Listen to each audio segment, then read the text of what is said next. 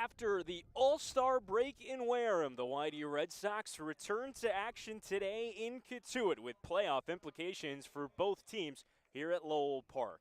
On a overcast and potentially rainy Monday afternoon, thanks for joining us on the Mighty Red Sox Radio Network. Sam Lebowitz alongside Carlo Jimenez here at beautiful Lowell Park in Cotuit in Barnstable, Massachusetts.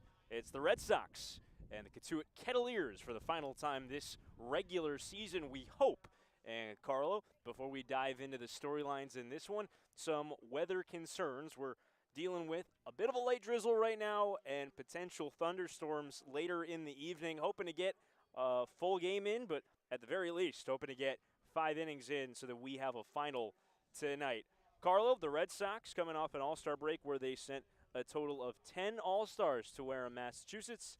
And while maybe not a ton to write home about on the All-Star game itself, the Red Sox did not really have anybody that was a crucial difference maker in that All-Star game in Wareham. They do return to the field today with a chance to clinch a playoff berth. Yeah, opportunity with, either a Orleans loss, a Chatham tie. Really, Orleans and Chatham just have to play for the Mighty Red Sox to clinch a playoff berth for a team that didn't make the playoffs last year. Of course, last year just 2 teams making the playoffs, not the regular 4. So it should be interesting to see how YD comes out here today. A little bit of a slow start. I'm not sure anybody's mentality felt like they were playing today, but we are playing. You wonder how that's going to affect guys. All right, we've got Kettleers and Red Sox baseball coming up on the YD Red Sox Baseball Network. Connor Markle, Carson Swilling, your 2 pitchers in this one. First pitch, starting lineups in just a moment here from Lowell Park.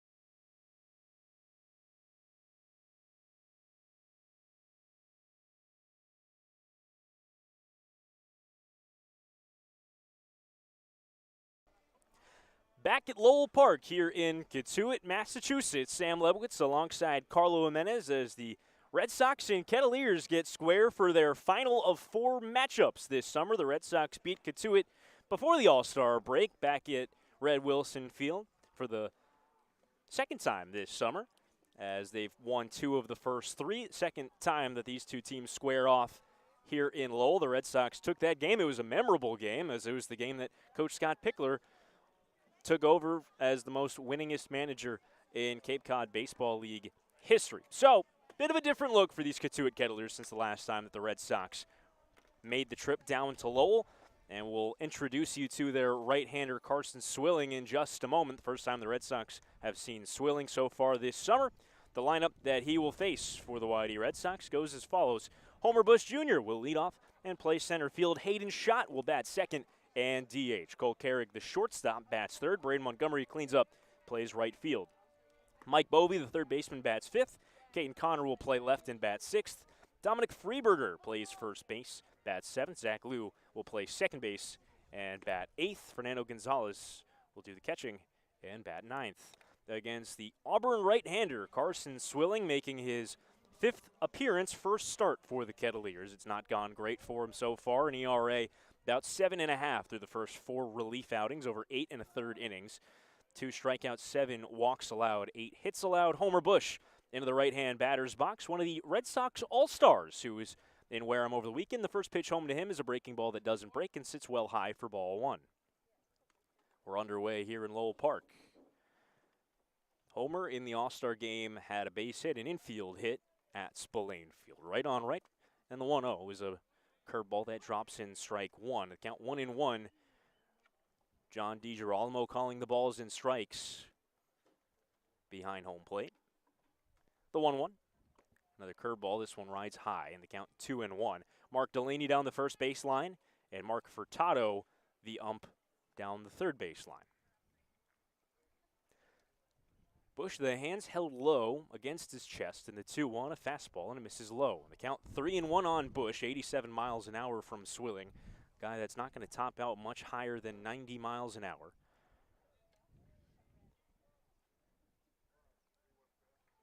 3-1.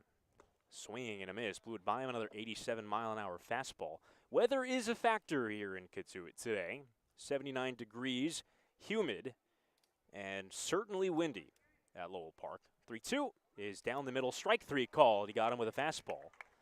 Caleb Lomavita held it an extra beat. And John DiGirolamo rings up Homer Bush as Swilling works back into the count from 3 balls and a strike to strike out Homer Bush. And that's how this one starts. Here's Hayden Schott, left-hand hitter. First pitch to him is a changeup that floats in for a strike. The defense behind Swilling, he met Caleb Lomavita, the catcher. Tyler Johnson, the first baseman. Trotter Harlan plays second. Tommy Troy, the shortstop. Caleb Ketchup, the third baseman. The 0-1, another changeup. This one pings the knees, 0-2. Carter Trice, the left fielder. Enrique Bradfield, the center fielder. Eddie Park is out in right. Quick no balls and 2 strikes on Hayden Schott, and he will float the 0-2 over the third base bag and foul down the left field line. Might have broken his bat. Schott playing in his second game as a YD Red Sox, and the first one went very, very well. And the first day before the All-Star game against Wareham, Schott made his Red Sox debut and came a triple short of the cycle, including a long home run and RBI double. He drove in a pair on a 3-for-4 day as the Red Sox routed the Gatemen 11-1 back on Friday. The Kettleers wearing their white pinstriped unis, Cotuit in maroon across the front with the letter, with the number on the stomach beneath it, off to the left side. Blue caps with the Cotuit C on it. Pinstripes down the jersey and white pants. 0-2 to Schott. Misses down and in another changeup. The Red Sox wearing their standard road reds with YD on the upper chest. The number diagonal from it on the lower stomach. In navy, outlined in white, same on the back. 1-2. Misses high and goes to the backstop off the glove of Lomavita, a fastball. White pants with red stripe down the side for the Red Sox. And Hayden Schott with his dirty blonde hair flowing out of the back of the blue helmet. 2-2 is rolled on the ground towards short. Tommy Troy scoops it up, throws to first in time, scooped out of the dirt by Tyler Johnson, and that's the second out. First two Red Sox set aside here in the first inning. No rain at the moment. We dealt with some drizzles before first pitch, and occasionally you'll feel the oft raindrop that drops onto your arm or forehead. But at the moment, nothing coming down with any sort of regularity. Cole Carrig now steps in. Switch hitter batting left, another Red Sox All-Star. Squares to bunt, drops it foul as the catcher Loma Vida reaches for it with the bare hand and tips it further out of play. Count 0-1 on Cole Carrig, who comes into the first game after the All-Star break, a .317 hitter. Had a pair of hits, including a double in that rout against Wareham. If he can reach, Braden Montgomery, coming off of his big performance in that game, will follow here in the first. Swilling holds the glove in front of his stomach in the 0-1. This is down and in at 90, a fastball. Count 1-1 on Cole Carrig. Carrig, black arm sleeves today, coming out of the left arm. 1-1 is fisted foul back over the backstop and out of play.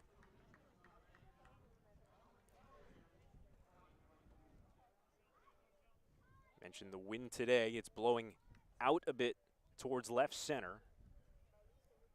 And we are waiting for a thunderstorm to hit this area later. 1-2. Swing and a miss. He got him. 91 up in the strike zone, and Carrig swings right on through it. A pair of strikeouts in a 1-2-3 first inning for the Auburn right-hander Carson Swilling as some raindrops start to fall. Bottom of the first coming up here at Lowell Park, and a scoreless game between the Kettleers and the Whitey Red Sox.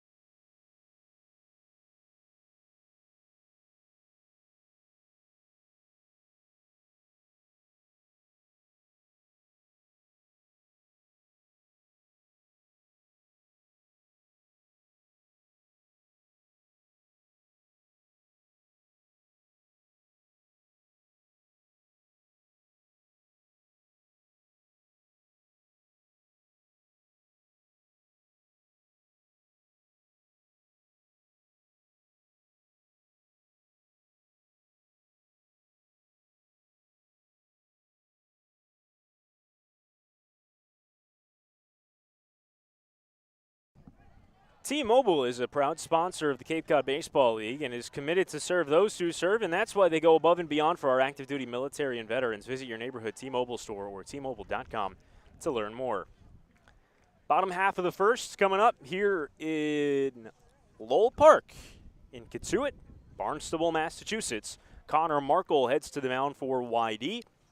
And in a scoreless game, the lineup that he will face goes as follows for the Kettleers. Tommy Troy leads off, the shortstop, followed by Enrique Bradfield, the center fielder. CJ Kafis will DH, bat third. Carter Trice plays left and will clean up. Tyler Johnson, first baseman, bats fifth. Caleb Lomavita, the catcher, bats sixth. Eddie Park in right field bats seventh. Trotter Harlan, the second baseman, bats eighth. And Caleb Ketchup bats ninth, plays third base. Connor Markle making his sixth start on the mound for the Red Sox. He's been effective across the first five, a 1.98 ERA, 1-0 record across 22 and 2/3 innings. He struck out 23 batters. Walks have been a bit of an issue. He's walked 13, but it's been a little bit hit or miss depending on the start. And his last one may have been his best of the summer. First pitch to Tommy Troy is a slider that misses down and in. Against Brewster, at Brewster, Markle allowed just two runners to reach. Both were on walks in 5 hitless, scoreless innings. The 1-0 to Troy is a changeup and a half swing and a strike. Wind is whipping Markle's uniform out on the mound. With his tan glove, red jersey, brings a 1-1 to the right-hand hitting Troy, and a changeup that bounces in for ball 2. The Red Sox held the big bat of Tommy Troy hitless last time these two teams faced. Troy struck out 3 times in 4 trips, 1-1 is slash foul over the Red Sox dugout down the right field line. And the count 2-2 on an 88-mile-an-hour fastball from the left-hander out of Grand Canyon University. Troy out of Stanford, a .350 hitter with 5 home runs and 18 driven in. 2 balls, 2 strikes to him. Is ripped out towards center. Bush started in, now moves back and makes the catch head high on a sharp line drive off the bat of Tommy Troy. It's allowed first out for Connor Markle. None the worse for Ware. 1 up, 1 down to start this one. Brings up the Vanderbilt standout, Enrique Bradfield. Bradfield just 1 for 8 to begin his Cape League summer, and has yet to have one of those patented stolen bases. It's a 125 record. Bradfield, of course, notable for those stolen bases. Left-on-left matchup here. First pitch to him is a slider that pings the outside corner, no balls and a strike. Infield shifts to the pull side on him. Mike Bovey, the only man on the left side of the infield, plays on the lip of the grass down the third baseline. 0-1, changeup misses low. Good chance to get to the defense for the Red Sox. Fernando Gonzalez doing the catching. Left to right on the infield, Mike Bovey, Cole Carrig, Zach Liu, and Dom Freeberger at first. 1 ball, 1 strike to Bradfield. A slider that misses a little away. The count 2-1 on him. Left to right in the outfield, Caden Connor, Homer Bush, and Braden Montgomery. Bradfield, of course, the standout we talked about the last time these two teams got together. 46 out of 46 in stolen bases for Vanderbilt. The 2-1 is chopped on 2 hops towards first. Dominic Freeberger plays it back, flips to the pitcher covering. Markle beats Bradfield at first for the second out. Freeberger, not a guy who is very experienced over at first base, doesn't even have his own first baseman's glove, but a bit of a utility guy for the Red Sox, as he's only spent about a week here for YD, getting his first start at first base. A bit of an awkward play there, but a nice job by Markle to cover on at first for the second out. Here's the left-hand hitting DH, CJ Kafis out of Miami. First one coming to him is a slider that misses low. Kafis, a .282 hitter. Hit his first home run of the season in the final game before the All-Star break. That was here against Chatham. 1 ball, no strike, swing and a miss on a good slider running away from him. A second-team All-ACC player was Kafis. He's the team MVP for the Miami Hurricanes. 1-1 is chopped on the ground in the shift. Cole Carrig to the right of second base. The shortstop throws over to Dom Freeberger in time in a 1-2-3 inning for Connor Markle. As the wind continues whipping around here at Lowell Park, we're scoreless through a frame as the Kettleers and the righty Red Sox squaring off for the final time in the regular season.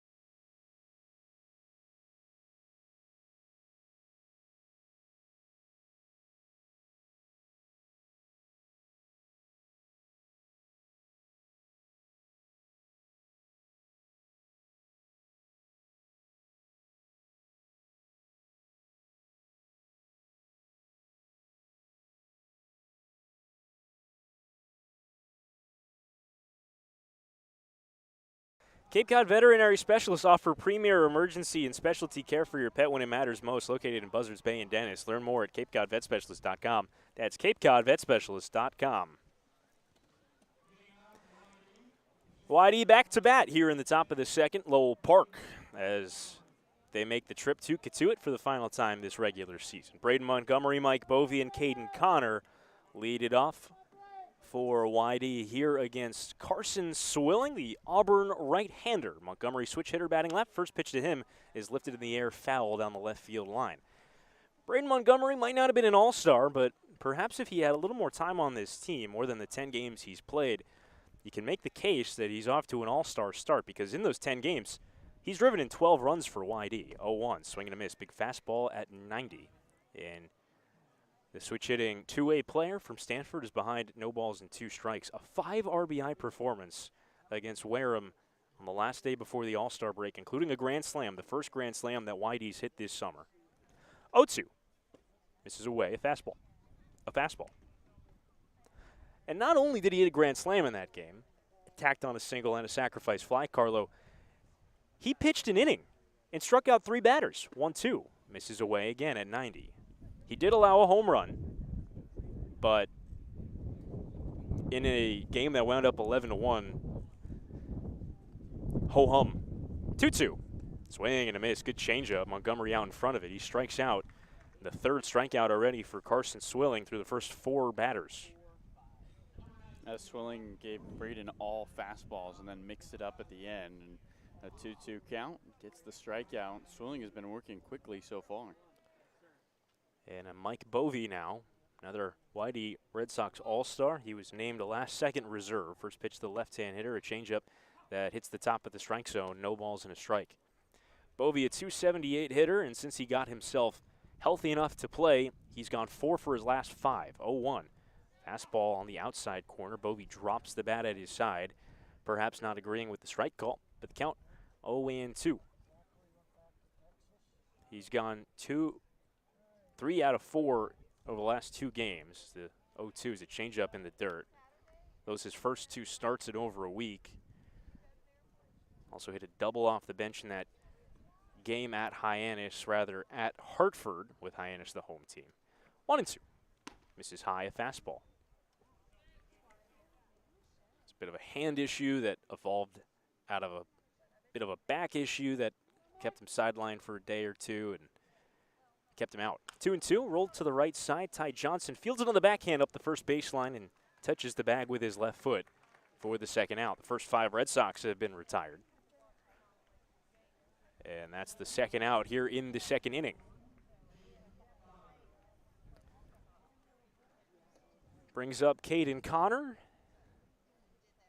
.265 hitter, another left-hand hitter for YD, the Cal State Fullerton utility man for YD, who's been all over the outfield, first base a lot for the Red Sox this summer. First pitch to him is swung on and missed, a changeup out in front of it. Wind is whipping around the ballpark, is certainly a factor here today. 0-1. Ripped out towards right center field. Bradfield cutting over. Dives, can't get it. It goes onto the wall. Connor turning towards second. He's going to make the turn and head on for third. And he's going to make it standing, a 2-out stand-up triple for Caden Connor. He's at third with 2 away, and Dom Freeberger will have a chance to bring him home. The second triple of the year for Caden Connor, and the first in quite a while. Hey, Bradfield thought he might have had a chance there in center, but you wonder with the wind if that ball just drifted away from him in right center. And after that, ball drifts all the way to the wall. First pitch to Dom Freeberger, misses away a slider. Freeberger 1 out of his first 5. You're right, Carlo. The ball certainly was hit hard, but Bradfield has incredible speed and great closing speed in the outfield and never really came close to that ball despite the dive. 1-0. Misses away another slider. So Connor on at third with 2 out, a 2-0 count to the newest UConn Husky heading that way by way of UNC Asheville. And with a runner at third in a game that might not go a full 9. 2-0. Changeup that floats on the inside corner on Freeberg. He holds his hands close to his body. 2-1. You feel like you might need this run if you're YD. How many more opportunities are you going to have? 2-1. In the dirt, fastball blocked by Loma Vida, and Caden Connor holding on at third. 3-1 to Dom Freeberger, trying to drive home his first YD Red Sox run. Right-hand hitter with the Ash bat. 3-1. Misses low for ball 4. Another fastball. A 5-pitch walk to Dom Freeberger, and Zach Liu will try to drive this run home with runners on the corners and 2 out. And before giving up the triple to Caden Connor, Carson Swilling was dealing with ease, had no trouble retiring the first 5 batters.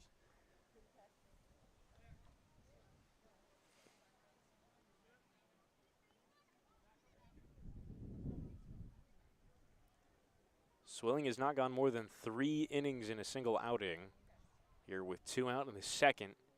Will throw over to Freeberger at first, who dives back head first safely. Zach Liu has struggled, but good time for his first base hit as a Red Sox, not of the bunt single variety. He's won for his first 22. That one was a bunt single against Wareham the day before the All-Star break. First one. It's a fastball that grabs the inside corner, no balls and a strike at 86 miles an hour. Has not logged in at bat yet officially against Cotuit. Got into the game against Cotuit on the 21st. Did not take an at bat, came off the bench. Trying to improve an 0.45 average, has not driven in a run. I'll throw to first again to check on Freeberger. Nothing happened there. Stole 1 base this spring, so not really a base-stealing threat over there at first.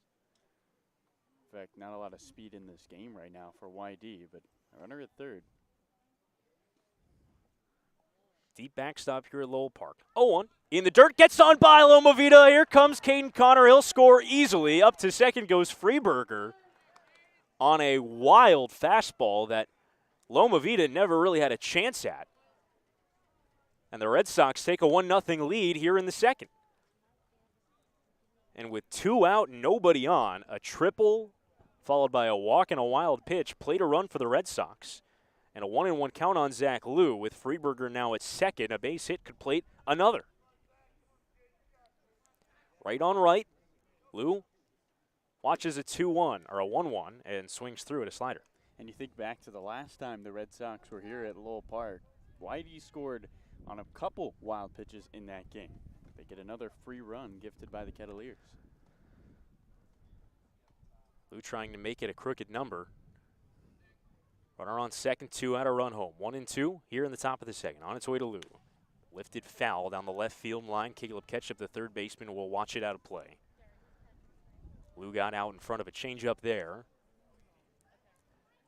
Zach Liu was a .317 hitter this year for Cal State Fullerton. He was a Big West honorable mention, and it's just not gone easy for him since he joined this Red Sox team about a week and a half ago. In his 9 games, he has struck out 11 times and has just a bunt single. 1-2, low, a changeup.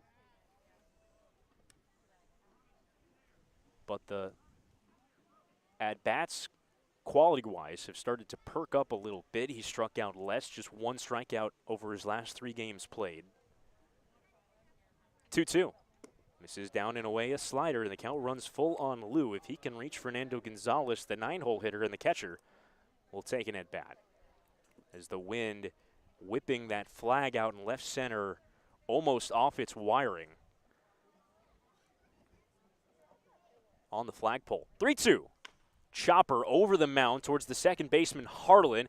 He fields with an underhand flip to first, gets Zach Liu by a stride and retires the side. Red Sox grab a 2-out run after a Caden Connor triple. He scores on a wild pitch, moves us along to the bottom of the second here at Lowell Park. Whitey leads the Cotuit Kettleers 1-0.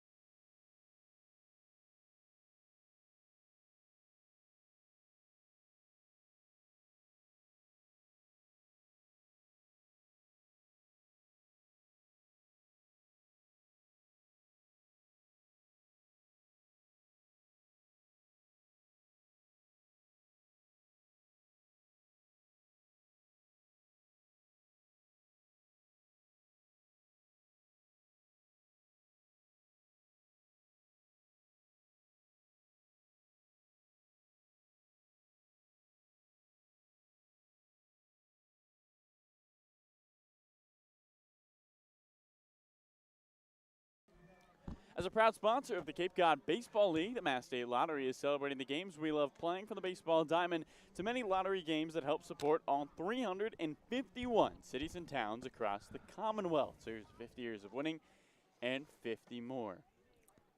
Sam, Massachusetts, one of 4 Commonwealths in the United States. Can you name the other 3, Carlo? Virginia, Pennsylvania. And I don't got the third one. Kentucky. A little bit of geographical trivia here to start the bottom of the second at Lowell Park. Sam Lebowitz, Carlo Jimenez having fun keeping it loose on the broadcast as always. Connor Markle back to the hill for YD and gets 4, 5, and 6 in the Kettleer order with a 1-0 lead.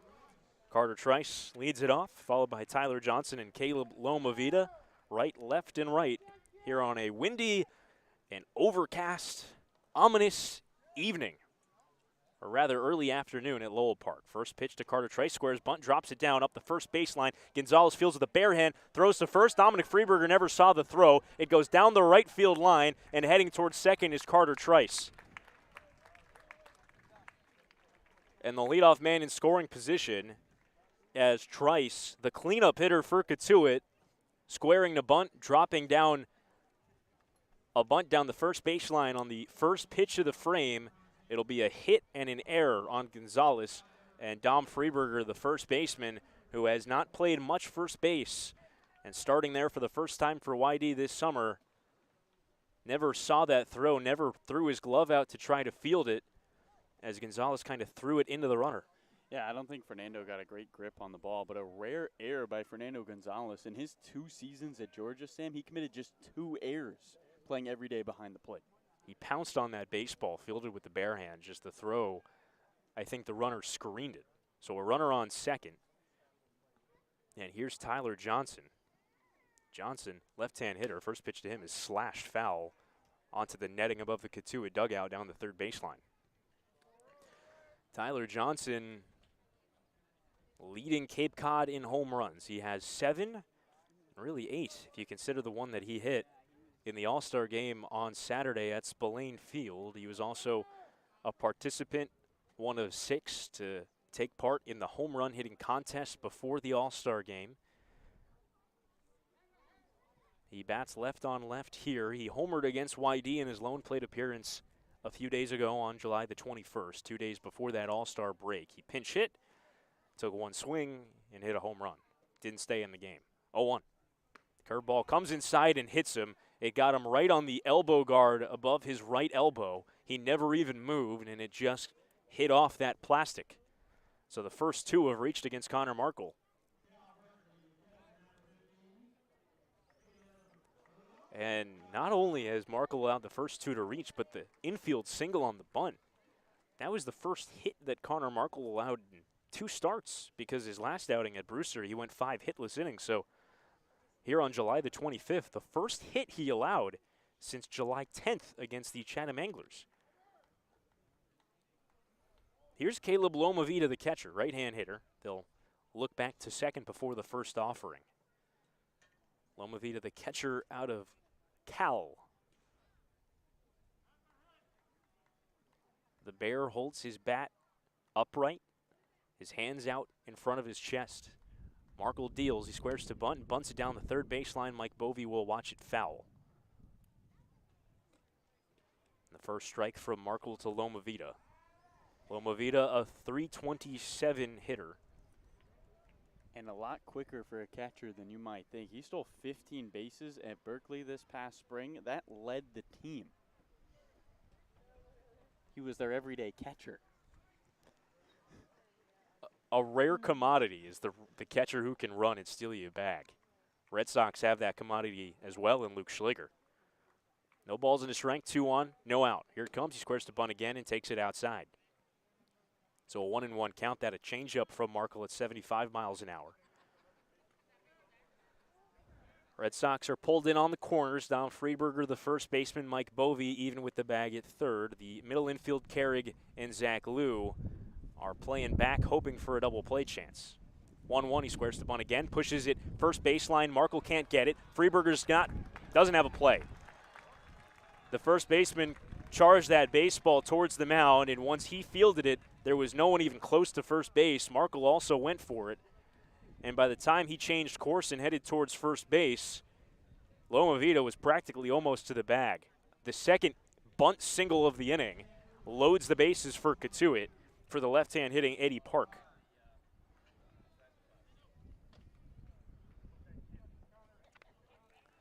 So the sack's full, nobody out. And the Stanford outfielder, Eddie Park, the right fielder today, another left-hand hitter. 255 hitter. First pitch coming to him is a fastball on the outside corner for a called strike, 0-1. Again, the corner infielders stay close. They'll come home with something hit right at them. The middle infielders are playing back. A slight shade to the pull side on the left-hand hitting Park, hoping for a double play chance. Zach Lou, the second baseman, is in the hole between first and second. Cole Carrick, the shortstop, playing pretty close up the middle. 0-1. Another fastball, another strike on the outside corner, and the count quickly 0-2 on Park. And Connor Markle, who has not yet had a strikeout in this game, can really use one. He struck out about a batter per inning this year so far. Most he's had in an outing was 8. He's also struck out 7 in a start. Struck out just 2 his last time. 0-2. Misses away a fastball, throw back to third. But no play on there on the third. The runner from third, Carter Trice. Fernando Gonzalez, we know, loves throwing the baseball. But that one not close to getting Trice. Trice, the runner on third. Tyler Johnson at second. And Caleb Lomavita at first with no out. So 1-2 count to Eddie Park. In the dirt, away, a slider, and a good sprawling play by Fernando Gonzalez to ensure that one didn't get by him. The count 2-2 on Park.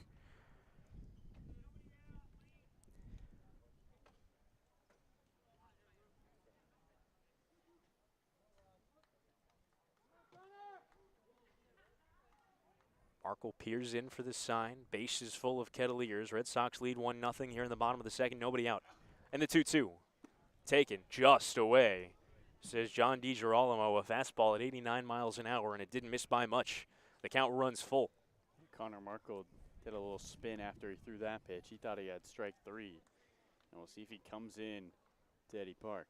Action pitch. 3-2, bases loaded, nobody outs. Markle sets, fires the full count offering, and missed away again, barely. A bases loaded walk on a fastball as Park was down 0-2. And a couple of close pitches work the count back for a walk for Eddie Park. And the game is tied at 1. The bases remain loaded. You know what's interesting to think about now, Sam, is Markle hasn't thrown a lot of pitches, but if we consider the fact that there is a storm incoming, the leash might be a lot tighter today for Scott Pickler. Trotter Harlan, right-hand hitter. First pitch to him, a changeup on the outside corner for a strike. Trotter Harlan out of the College of Charleston, a .222 hitter with a homer, 4 driven in across 12 games.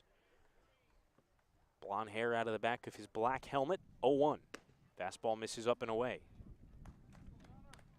An even count, 1-1. From the GCU left-hander Connor Markle, with the bases full of Cotuit Kettleers, nobody out, a run home to square this game here in the bottom of the second and 1 apiece. The 1-1. Changeup flicked back towards the backstop, right towards us to the outside of the net fence. A foul ball on the count 1-2.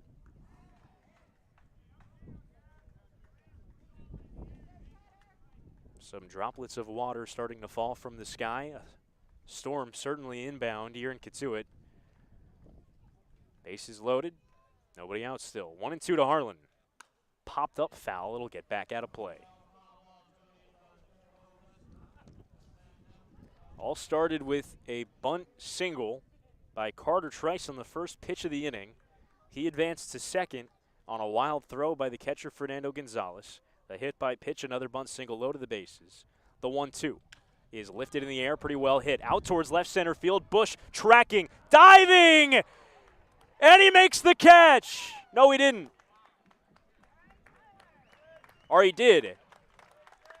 Our view was blocked a little by the umpire. It is an out, and an outstanding catch by Homer Bush Jr., who I think then flipped the ball to Caden Connor. That was where the confusion set in for me, because Caden Connor threw that ball in. They're going to check back at second. The runner's tagged. Everyone's safe. A run scores on a sac fly. Park stays at first. Lomavita tagging going to third. Johnson tagging from third to score. Homer Bush, who was shaded to the opposite field on Trotter Harlan, making an outstanding backhanded diving catch for the first out of the inning for Connor Markle.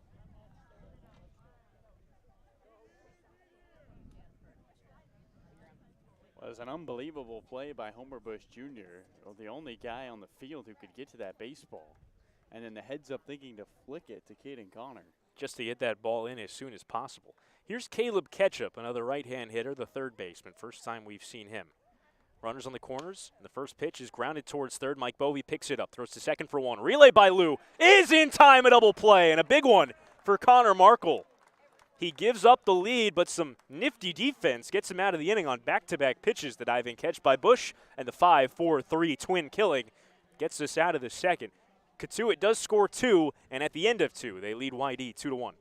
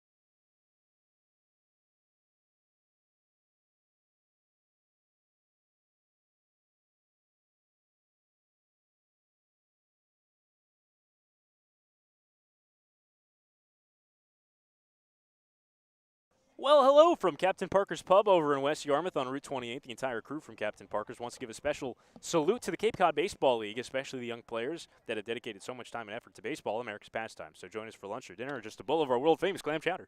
Captain Parker's. Easy to find, but awfully hard to leave. Red Sox now trailing as we enter the third here at Lowell Park. Cotuit putting up a pair in the bottom of the second in support of Carson Swilling, who's back to the mound. Gets 9-1-2 for the Red Sox here in the top of the third. A 2-1 game, Cotuit leading here at Lowell Park. First game after the All-Star break, and both teams a chance to clinch a playoff berth today. First pitch to Fernando Gonzalez, right on right, a fastball that misses upstairs for ball one. First time Gonzalez has hit today. The Red Sox grabbed a run in the second on a wild pitch after Caden Connor hit a two-out triple. Cotuit answered with 2. 2-1 is lifted along the right field line by Gonzalez. Eddie Park over. It's fair and down into the corner. Gonzalez heading on his way to second. Takes a turn. He's on his way to third. The relay by Trotter Harlan is not in time. A triple for Fernando Gonzalez. The second triple in 2 innings for the Red Sox. Mike Roberts is out of the Cotuit dugout. And he, I think, is going to make a move to the bullpen.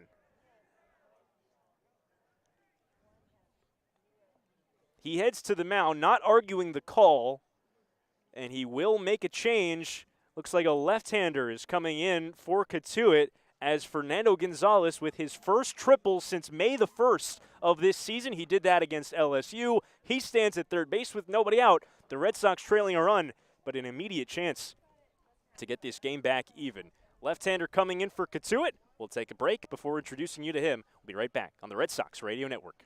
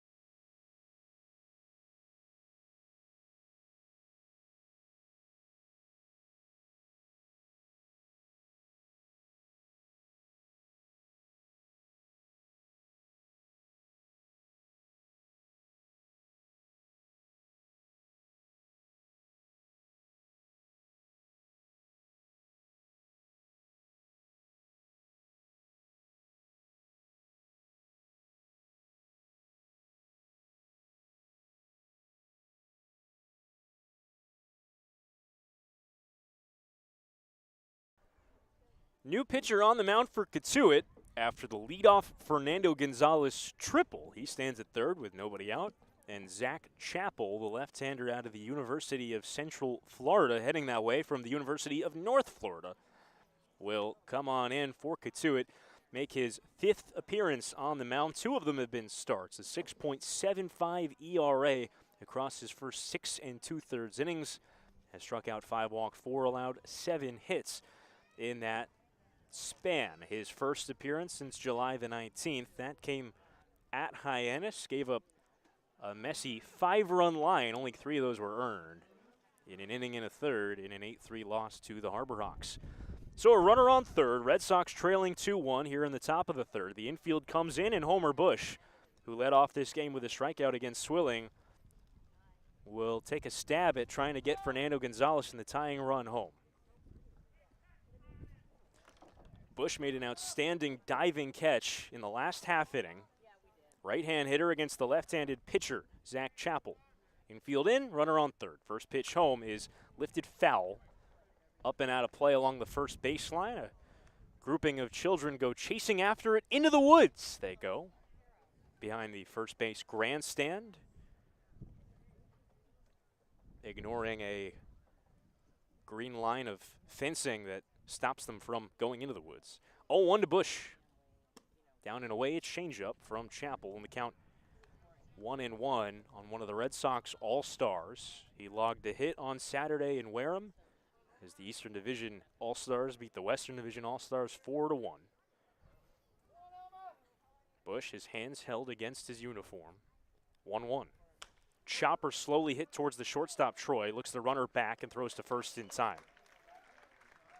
Gonzalez planted at third base with now 1 away. So Bush can't get the run home, and here's Hayden's shot. Shot grounded to short his first time. Left-hand hitting DH in his second game with YD. 2 extra base hits, including a homer in the first one. Infield stays in with 1 out. First pitch to him, a slider, misses down and away. Chappell with bright bleach blonde hair coming out of the back of his navy blue cap. The 2-tone tan and black glove that he holds out in front of him. 1-0. This is high, a fastball. 87 miles an hour from Chappell. Fernando Gonzalez showed off some wheels with a triple to lead off the inning as he poked one down the right field line. He stands at third now with 1 out after a pitching change and a soft ground out. 2-0 to Hayden's shot. Tipped foul. Heads back to the screen, and the count 2-1, a little out in front of that one at 84 miles an hour. The wind, Sam, has really died down here in the last 5 or so minutes. The flag in left center barely gusting after it looked like it was about to fly right off the flagpole 20 minutes ago. 2 balls and a strike, runner on third, 1 out. Red Sox trailing a run. The 2-1 misses upstairs, another fastball, and the count 3-1 to the Columbia Lion with a mane of blonde hair coming out of the back of his navy blue helmet. Hayden's shot. Shot hit 12 home runs this year for Columbia with the infield in, a runner on third. The 3-1 is rolled sharply into right field, a base hit past the dive of the second baseman, Trotter Harlan. In from third comes Gonzalez. An RBI single by Hayden's shot squares this game at 2 apiece here in the third inning. His third RBI in his first 2 games as a YD Red Sox. Hayden's shot continues to deliver. Just a sharply hit ground ball. He ties this game up at 2, and both offenses firing on all cylinders early, and everybody contributing up and down this lineup for YD. With the overcast skies and the thunderstorm threat inbound, the 2 squads today knew that it was going to take some quick strike offense, get off on the right foot, because it only might last 5 innings today at Lowell Park. Cole Carrick bats from the right side, switch hitter. Runner on first, 1 out, a run home, a 2-2 tie here in the top of the third. First pitch, misses down and away, and Caleb Lomavita lunges to his right to snare it. A 1-ball, no strike count on Cole Carrick. Cole Carrick, from his better side, a 400 hitter as a right-handed hitter compared to 289 as a lefty. 1-0. Rolled towards short, could be 2. High hopper for Troy, flips to second for 1. Harlan's relay is in time, a double play. So the leadoff triple is converted by the Red Sox into the tying run. Carrick grounds into a 6-4-3 twin killing to push us along to the bottom of the third here at Lowell Park. A 2-2 tie, lots of action in the early goings of this one here on the Whitey Red Sox Radio Network.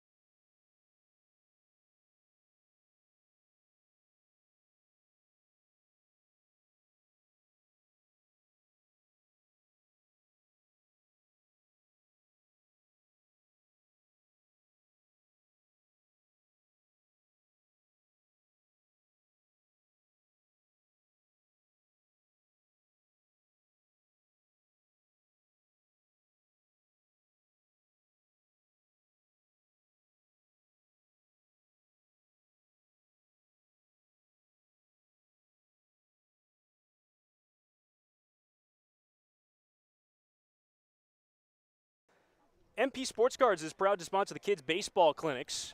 If you're a sports card collector, be sure to stop by and check out the latest releases, graded cards, supplies, and more. A local favorite for hobby enthusiasts across Massachusetts, and of course, your Cape Cod Baseball League. Stop into our store, mention code Red Sox to get one free pack of 2022 Tom's Baseball Update with any purchase. Some exclusions apply.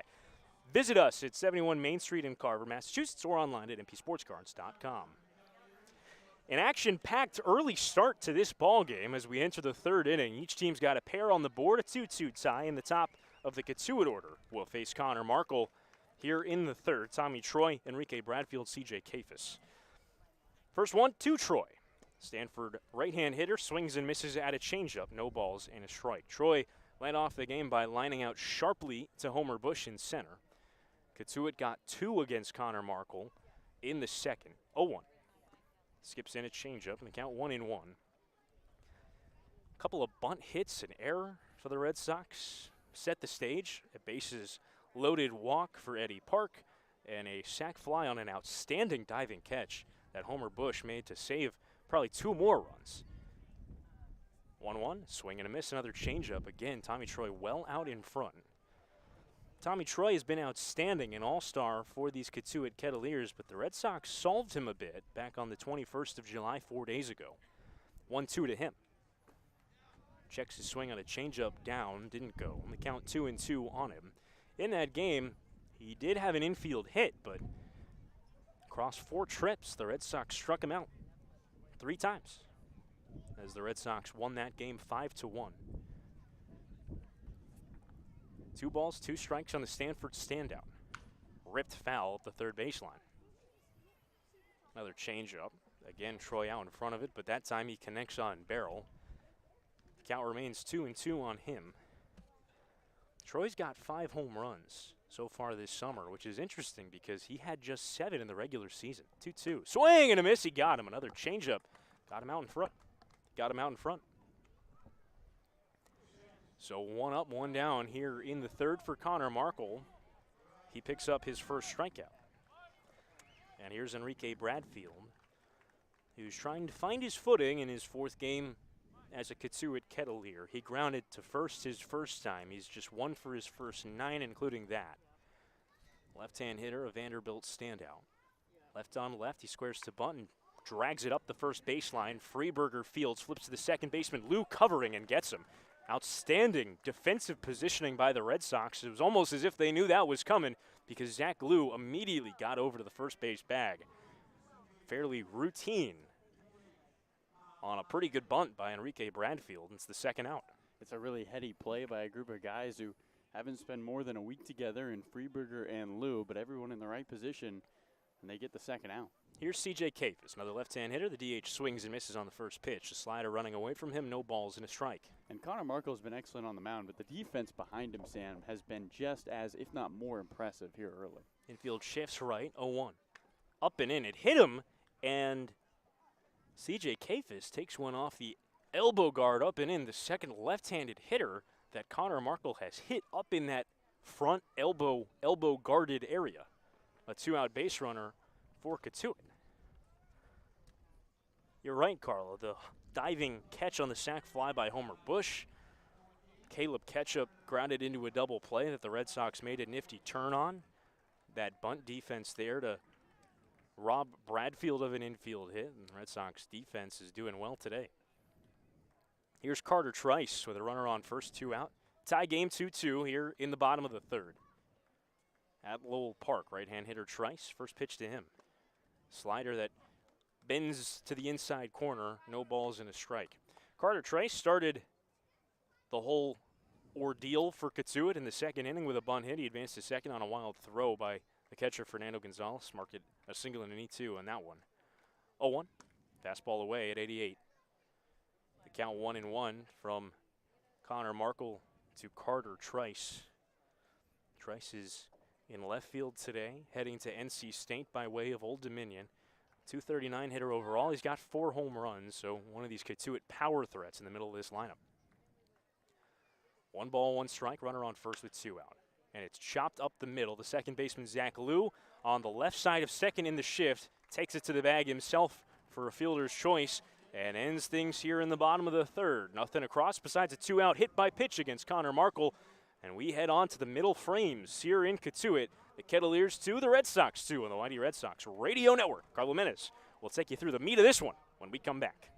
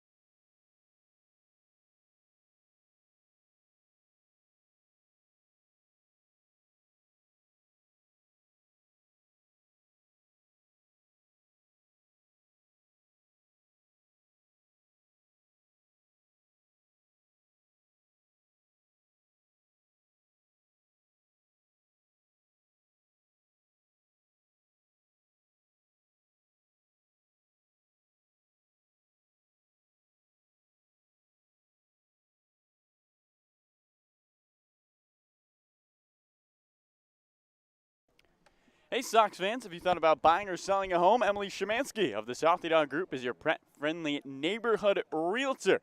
As part of the team at Keller Williams Realty of Cape Cod and the Islands, Emily is your go-to resource for home buying and selling. Call Emily Szymanski at 508-221-0196 or visit the SaltyDogGroup.kw.com. Carlo Jimenez alongside Sam Lebowitz as we welcome you into the fourth inning, where we are even at 2. Cotuit Kettleers and the Whitey Red Sox facing off for the final time in the regular season.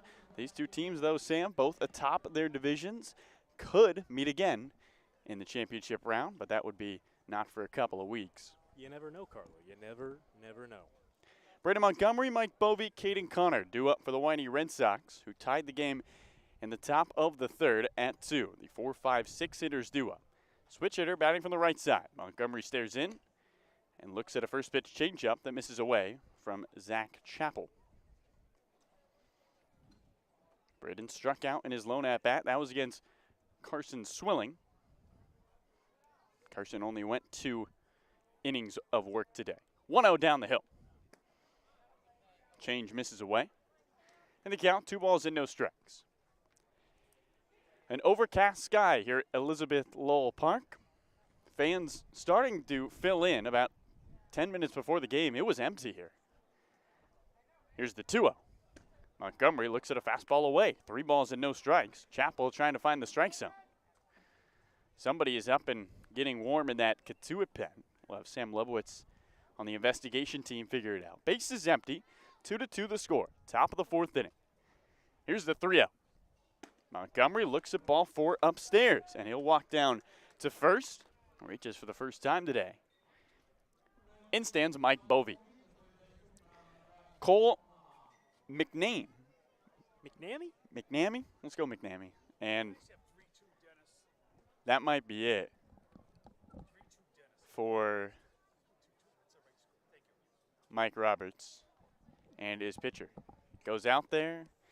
When I looked down at first, McNamee was throwing off a hop. He wasn't even on top of the mound, so I'd be surprised if he was going to be called into this game. Home plate umpire John DiGirolamo wants to go talk and maybe break up the rendezvous atop the mound. 4 straight balls for Zach Chappell to Brady Montgomery, and he faces Mike Bovey now. And might just be part of the gamesmanship tactics. And, you know, with the overcast skies, I don't think anyone in this ballpark is expecting to get 9 full innings in, especially with the threat of a thunderstorm brewing. But, you know, maybe just trying to take up a little more time. Maybe, you know, Chappell can get through this inning, and if Mike Roberts can will his team to score a run, get a lead, then can find a way to get this game called early. Well, the lefty faces back-to-back lefties here in Mike Bovey and Caden Connor. Montgomery at first, 2-2. He's the go-ahead run in the top of the 4th. First pitch home to Bovey is a big curve that finds the strike zone. No balls and 1 strike with nobody out. Braden hasn't stolen a base this summer. He does have good speed.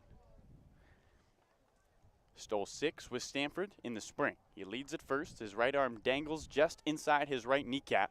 Throw back to first. He's back on his feet. Not a very quick pickoff move there from Chappell with his beach-dyed blonde hair. Flag drifts in center. The trees sway back and forth here at Lowell Park. Bovey stands quietly in the box. 0-1. And he looks at a slider away. 1 ball and 1 strike. In at third is Caleb Ketchup. The third baseman has both his feet on the infield grass. Defense playing double play depth up the middle. Montgomery leads at first, an oven mitt glove on his right hand. Bovey looks in. 1-1 to him. Curveball misses inside. 2 balls and a strike to Mike Bovey. 2-2. Cotuit NYD tied with the go-ahead run at first. Nobody out. Top 4.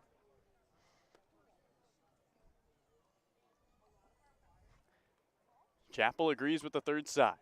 Brings the ball to the glove at his belly button. 2-1. Curveball misses off the outer edge. 3 balls and a strike. 3 straight balls to Bovey. After he started him off with a first pitch strike, Mike has yet to swing the bat.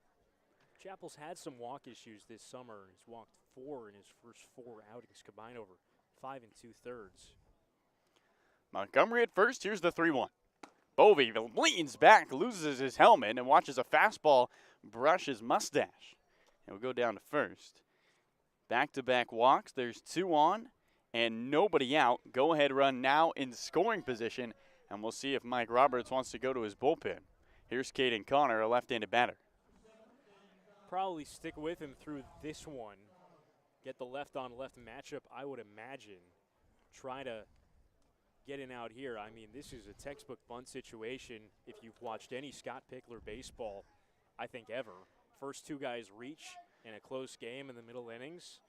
Try to create some hectic defensive situations, and I think we'll probably see Caden Connor square here. He looks on, the pitch on. He does not square to bunt, takes a curveball low. 1 ball and no strikes. Montgomery at second, Bovey at first. Infield is all in. Their toes on the infield grass. 2-2, the score between Cotuit and YD in the top of the 4th with nobody out. Caden Connor rocking a 7-game hitting streak. He's hitting over .450 in his last 7. Bat levitates over his shoulder, 1-0. And he takes a fastball high. 2 balls and no strikes. Sam, are you surprised at all we haven't seen Caden show a bunt? A little bit, but I think this could be a situation where, with as well as Caden's been swinging the bat, maybe give him one chance to swing on a strike and try to get a base hit somewhere. Perhaps if he can't do something with a first strike here, even in a 2-0 count, I think there's still a chance we see him bunt. 2-0. He's not bunting. He takes a curveball in the dirt. 3 balls and no strikes. That's the other flip side of this, is that the first 2 hitters have walked, so maybe Scott Pickler is just saying, hey, Caden, let him throw you a strike first. Make him show you that he's capable of finding the strike zone again, because these first 2 walks were on 4 pitches and 5 pitches, and now he's behind to Caden Connor 3-0. 2 on, nobody out in a 2-2 game in the top of the 4th, 3-0. Connor takes a fastball that catches the outside part of the plate, 3 balls and 1 strike. Montgomery walked on 4 pitches. He's at second. Bovey walked on a 3-1 count. He's at first. Infield is in. Nobody holding on the runners. Red Sox tied the game in the top of the third, trying to take the lead in the top of the fourth. Chappell looks at second, 3-1 to the plate. Look out, misses well inside. As the curveball can't find the zone, Caden Connor pulls his hands in towards his red jersey, leans back, and Mike Roberts pops out of his dugout. He's going to his bullpen. Bases loaded, nobody out. 3 straight walks by Zach Chappell, and a golden opportunity for the Whitey Red Sox to take back the lead. 2-2, Whitey and Cotuit even here in the top of the fourth.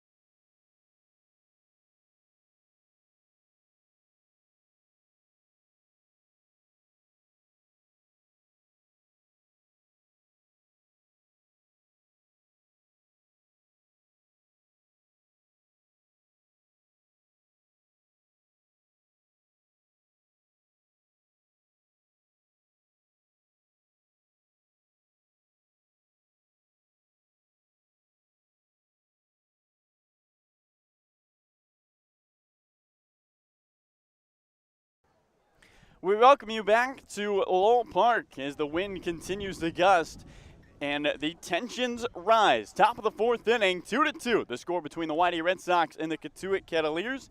And the Red Sox last visit of the summer to Lowell Park during the regular season, looking to clinch a playoff spot with a win.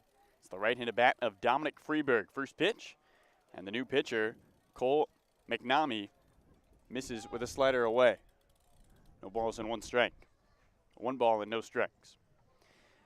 Everybody walked aboard. Montgomery at third, Bovey at second, Caden Connor at first. Braden the go-ahead run in a 2-2 game. Here's the 1-0. Freeberg rips one into the gap into right center field. Coming in, the center fielder, Bradfield. He makes the catch on the run, sprinting home and scoring from third base is Braden Montgomery. The throw-in from Bradfield is cut off by the shortstop.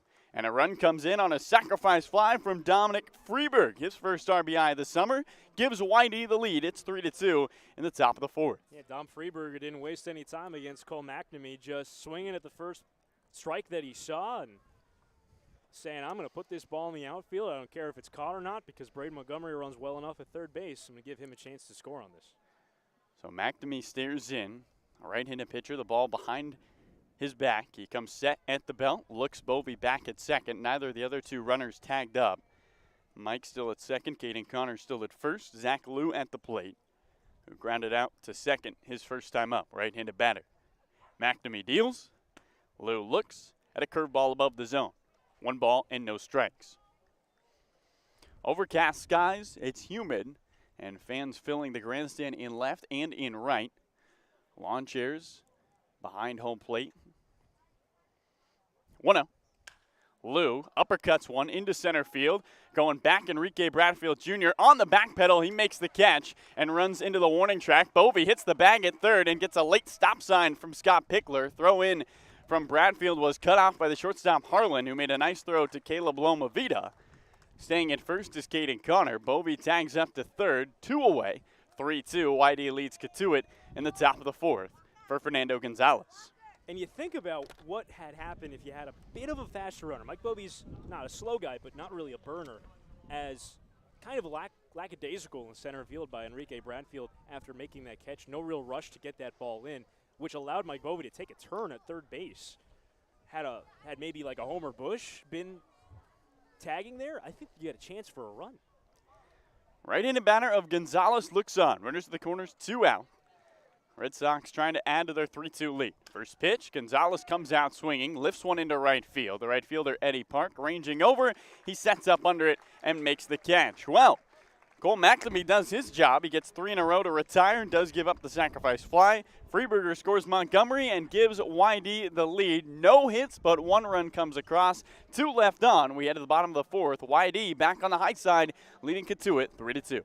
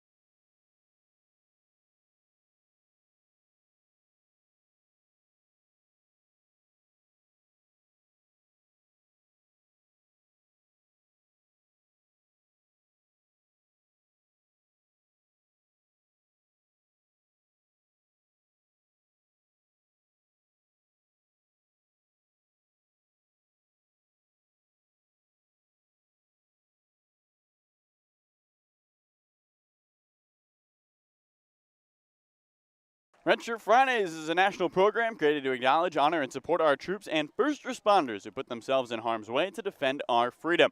In support of this program, the Yarmouth Dennis Red Sox and all Cape League teams will be wearing a specially designed red jersey every Friday. This special weekly celebration of Redshirt Fridays is sponsored by Zephyr Hats, the Massachusetts State Lottery, and OT Sports. Support our troops and first responders and joining us by wearing red every Friday. We welcome you back to Lowell Park on this Monday afternoon where the Whitey Red Sox lead the Cotuit Kettleers by a score of 3-2. A sacrifice fly by Dom Freeberg, who was playing first base today, adding a tally on the board for YD and giving them back the lead. Connor Markle out there for his 4th inning of work. He faces Tyler Johnson, Caleb Lomavita, and Eddie Park. That's the 5, 6, 7 hitters for the home team, the Cotuit Kettleers.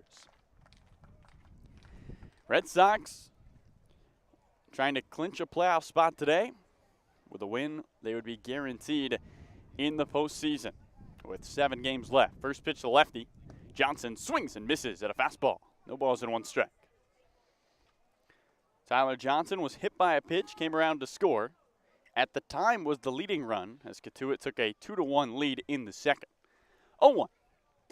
And the lefty looks at a fastball low. 1 ball and 1 strike. Shift is on for him.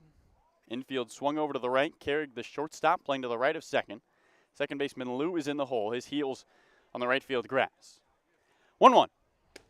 Fastball misses inside. 3 straight fastballs for Markle puts him in a 2-1 count on Tyler Johnson, the Cape's leader in home runs. Bounces the bat off the left shoulder. Stares in towards Markle. Here comes a 2-1. Swinging a high fly ball, slicing down the left field line, foul. Another fastball from Markle, and the count levels. 2 balls, 2 strikes. Connor's not had his A-plus velocity. He's been more 86 to 88 in this one rather than 88 to 91. But he's made it work. The changeup and slider have been pretty good today as well, working off that fastball. Carrick back in his regular shortstop position. The third baseman, Bovey, is to the right of second. Here's the 2-2. Fastball just misses low and away. Full count to Tyler Johnson. 3 balls and 2 strikes. We've seen it a lot today. John DiGirolamo is not giving that outside corner to Connor Markle against the left-hand hitters. On the bases loaded walk to Eddie Park, that same pitch that Markle thought he had, but he didn't get the call twice in that at-bat. 3-2. Fastball hit sharply on the ground right towards the shift. Third baseman Bovey can't handle on the short hop. Playing to the right of second. It pops up on his uniform, and reaching is Tyler Johnson. Tying run is aboard to begin the bottom of the fourth for Cotuit as they trail 3-2 to YD. And here's the go-ahead run at the plate. It's Caleb Lomavita. That is the second error on the YD Red Sox. And not a really good one either. There are some that are tough errors. That one on Mike Bovey, that was not a very hard hit ball. And pretty much his play, even in the shift, just couldn't handle a pretty standard hop. Right into bat of Lomavita, takes a hack at the first pitch, sends it down the right field line into the forest. The wind is swirling here at Lowell Park. The weather breeds of thunderstorms. Trees dancing in center. The flag blows to the left of the pole, then to the right of the pole. Storms a brewing in Barnstable here at Elizabeth Lowell Park. Tying run at first, go ahead at the plate 0-1. Lomavita shows bunt, fastball in the dirt. Good pick by the catcher, Fernando Gonzalez. The count 1 ball and 1 strike. To the Cal catcher out of Hawaii. Lomavita is from Iwa Beach, which actually has a history of producing baseball talent. 1-1, and he takes a fastball at the knees on the inside edge for a strike. 1 ball and 2 strikes to him, nobody out, runner at first. 3-2, YD leads Cotuit in the bottom of the fourth. In 2005, a team from Iwa Beach represented the West in the Little League World Series. 1-2, tapped off the end of the bat, and that might have clipped home plate umpire John DiGirolamo as he walks behind home plate onto the grass. Let out a shrug, and the catcher, Fernando Gonzalez, is going to walk the ball back to the pitcher, Connor Markle. It would go on to beat Curacao 7-0 in extra innings on a walk-off home run and won the Little League World Series. Iwa Beach is a place that is of a population of 16,000, Sam, yet they won the Little League World Series in 2005. And the Gatorade Baseball Player of the Year in the state of Hawaii digs back in, a 1-2 count. Tying run at first and Tyler Johnson. Time is called. Home plate umpire John DiGirolamo points a 1-2 in his hand to tell everybody it was a 1-2 count, but that's what they had on the scoreboard. Lomavita holds the bat in front of his right pack. Throw back to first, back on his feet is Tyler Johnson, who has 1 stolen base this summer. Red Sox making their final trip of the regular season to Lowell Park. If they were to come back, it would be for a championship series in mid-August. 1-2, swinging a line drive down the left field line, arranging foul. Lomavita just out in front of that 78-mile-an-hour changeup. And Connor Markle digs back in, trying to protect the 3-2 YD lead in the bottom of the fourth. Got to get through 5 to be official, and it's been a slow pace here in this fourth inning. 3 walks in the top of the frame. 1-2. Swinging a foul that taps over the head of the catcher Gonzalez right off the plate. And then an E5 on Tyler Johnson on a full count. And Connor Markle's pitch count starting to rise here to Caleb Lomavita.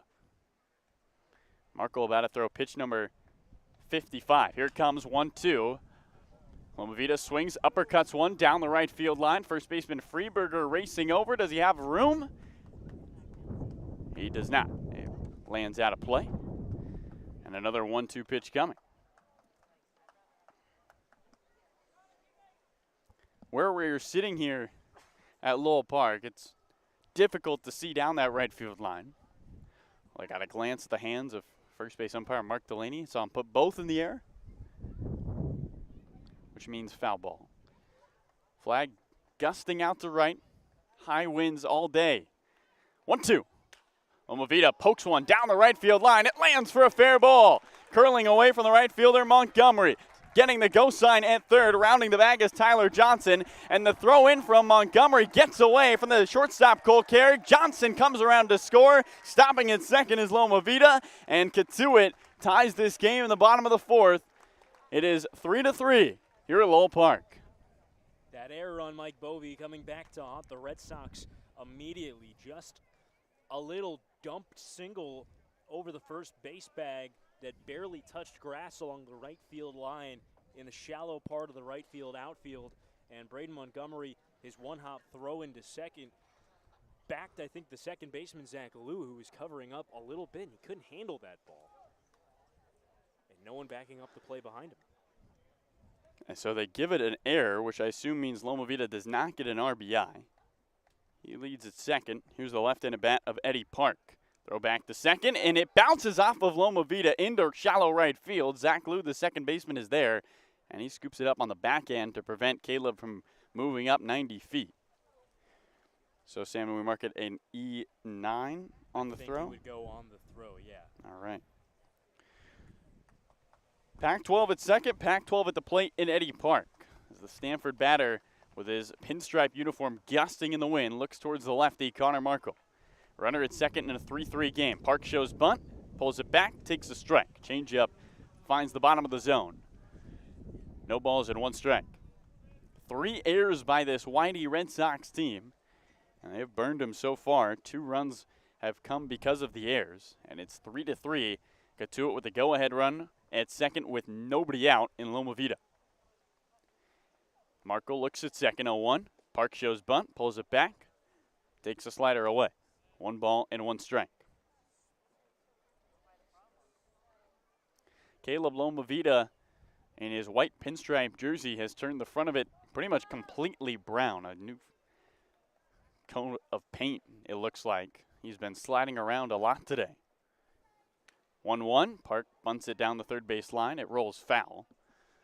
Down the third base line and the first base line here at Lowell Park, it does slope a little bit. So putting a bunt down would be tough. And the grass, Sam, I believe is the cutoff line for foul or fair territory. Doesn't look like there's any dirt to the right of that line. Well, Lomavita's the go-ahead run. He is at first. 1 run in already. Markle trying to work out of the jam in the bottom of the fourth. 3-3 to the score. 1-2. Fastball in the dirt. Fernando Gonzalez slides to his left, sheds the mask. Using his Georgia chest protector, keeps it in front of him. 2 balls, 2 strikes. Eddie Park walked home a run back in the second. Stanford Regional Most Valuable Player, Eddie Park, who had one of the best closes to the 2021 season of anybody in NCAA baseball. Markle's 2-2. Curveball, look out. Park has to lean out of the way as that ball misses well inside, up towards his elbows. A full count with a runner at first.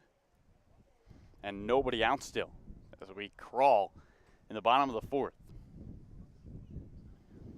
Markle bent at the waist, twirling the ball in his left hand, the glove underneath his right armpit. He comes set. Lomavita leads at second. Markle's 3-2. Fastball fouled back to the screen.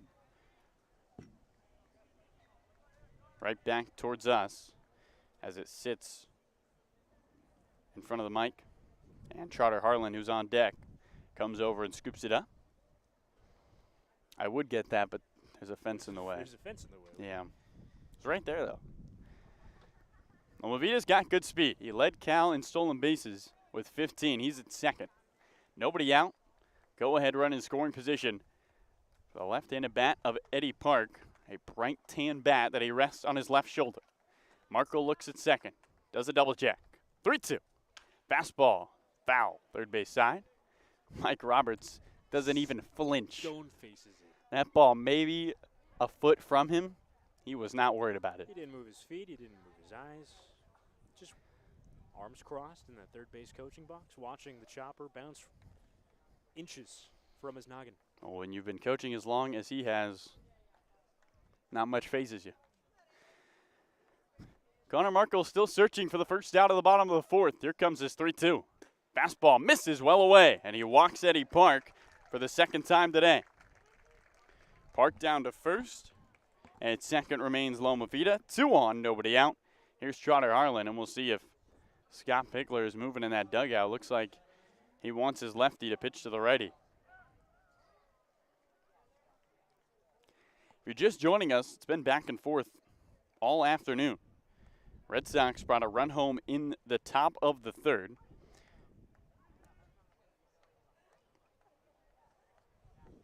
Red Sox brought a run home in the top of the second. Then at the bottom of the inning, first pitch to the righty, Harlan. He bunts one foul, first base side. As the wind continues to pick up, blowing against our backs and towards center field. 3-3 the score between YD and Cotuit. 2 on, nobody out, bottom 4. And now Pickler comes out of the dugout. And Scott Pickler has not come out of the dugout this season and not pulled the pitcher. So I think we can assume he's going to pull Connor Markle. In the middle of an at-bat. Hasn't made a signal yet. It is an 0-1 count to Harlan after his foul bunt. 3-3, the score between YD and Cotuit. We'll get you the rest of that recap. So YD gets a run in the top of the second inning. Then in the bottom of the second, 2 come home for Cotuit. They take a 2-1 lead. The Red Sox in the ensuing inning, at the top of the third, get a run home on an RBI single from Hayden Schott. That makes it 2-2.